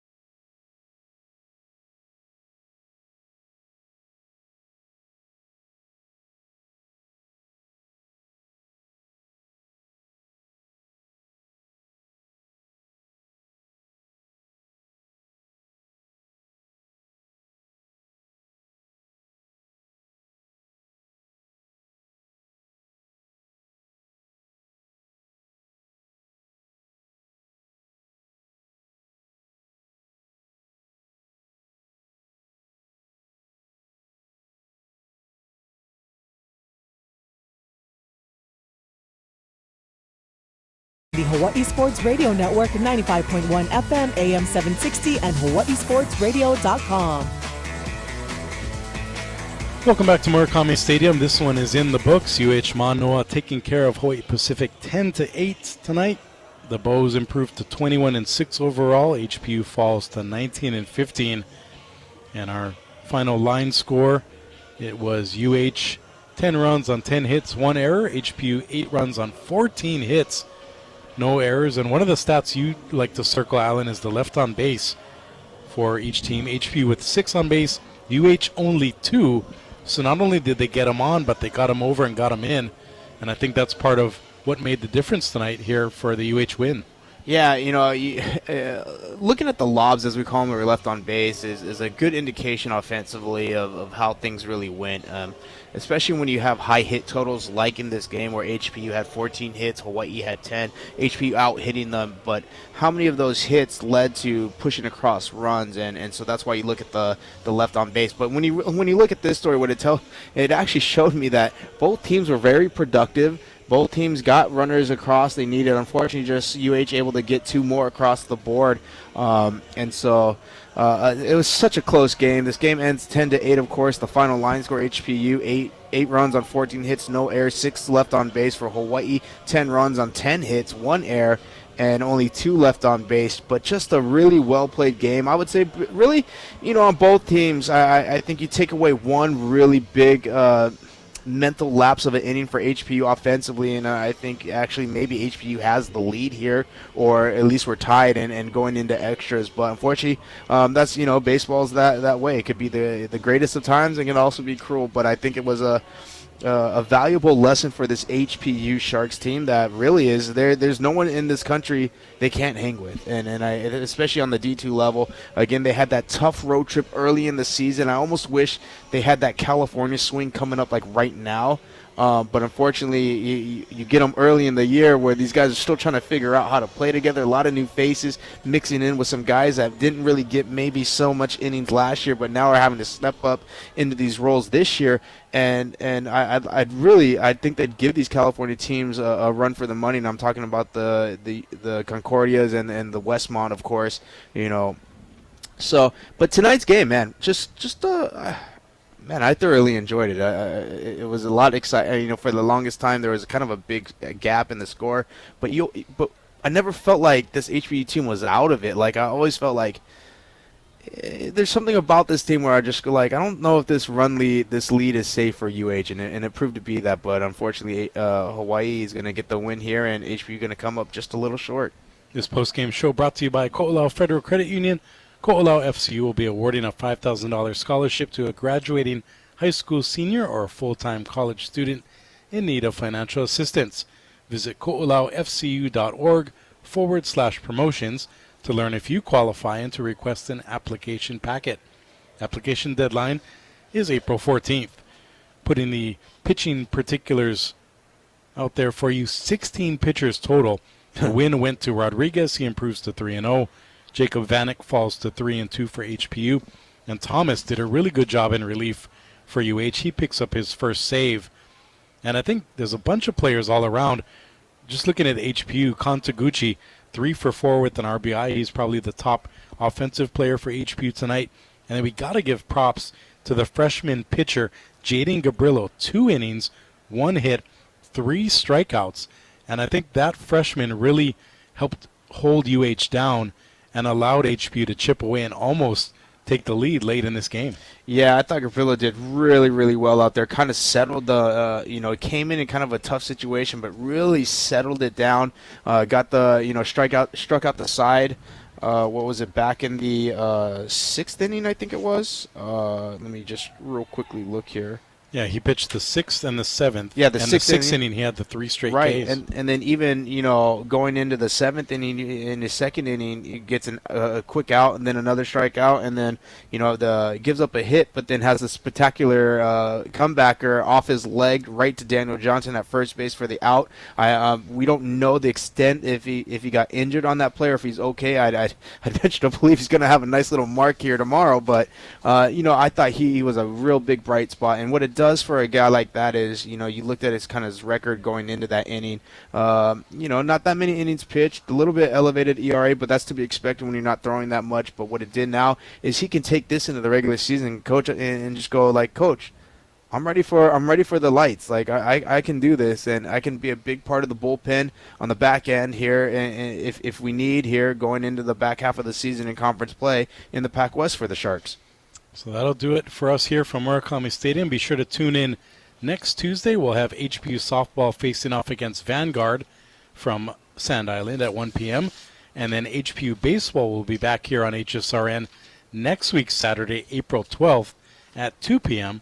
from Hans Larange Park. And, of course, we have our OIA baseball game of the week tomorrow as Farrington squares off against Waianae right around 3 p.m. So be sure to tune in for that. And before we go, we have to send out our much-deserved mahalos, especially to UH Sports Information Director Darren Iha, giving us all the info we need, giving us timely stats and box scores. We really appreciate Darren. Paul Brecht here, keeping us online, including his great pregame interview with Coach Dane Fujinaka. Michael Lascaro getting some awesome photos and videos and giving us live updates throughout the game. Kule Agbayani doing a great job in the studio, keeping us on track and online. And, of course, Alan Mia, awesome job by you, my friend. I'll give you the last word before we head out tonight. Oh, man, good to be with you once again. I really love watching this HPU Sharks team play, and hats off to the University of Hawaii tonight. But I think there's a lot to take away from tonight, man. If I'm HPU, it's going to sting a little bit that, you're taking the L here. But at the same time, I think he won. And what I mean by that is I think he turned a lot of heads. I think there's a lot of people in the stands going, hey, this HPU team is for real. And more importantly, again, the confidence this builds going into that back half. You're trying to fight for on two fronts here, the Pac West to make postseason play, but at the same sense, you're still hanging around that top 8 spot here in the region to maybe where you don't even need to worry about the Pac West tournament that much because you'll have a spot in the regional. So that'll do it from Manoa. UH with a 10-8 victory over the Hawaii Pacific University Sharks. That'll do it for us here from our entire hard-working team. Thanks for listening. I'm Kyle Galdera. Take care and aloha. You've been listening to a special presentation of HPU Athletics, presented by Hawaii Pacific Health on the Hawaii Sports Radio Network, 95.1 FM, AM 760, and hawaiisportsradio.com. Brought to you by Ko'olau Federal Credit Union and DSC Hawaii. This broadcast was made possible thanks to the following: Kyle Galdera, Alan Mia, Paul Brecht, and Michael Lascaro. We now return you to regularly scheduled programming on the Hawaii Sports Radio Network. Visit hawaiisportsradio.com for our upcoming broadcast schedule and more.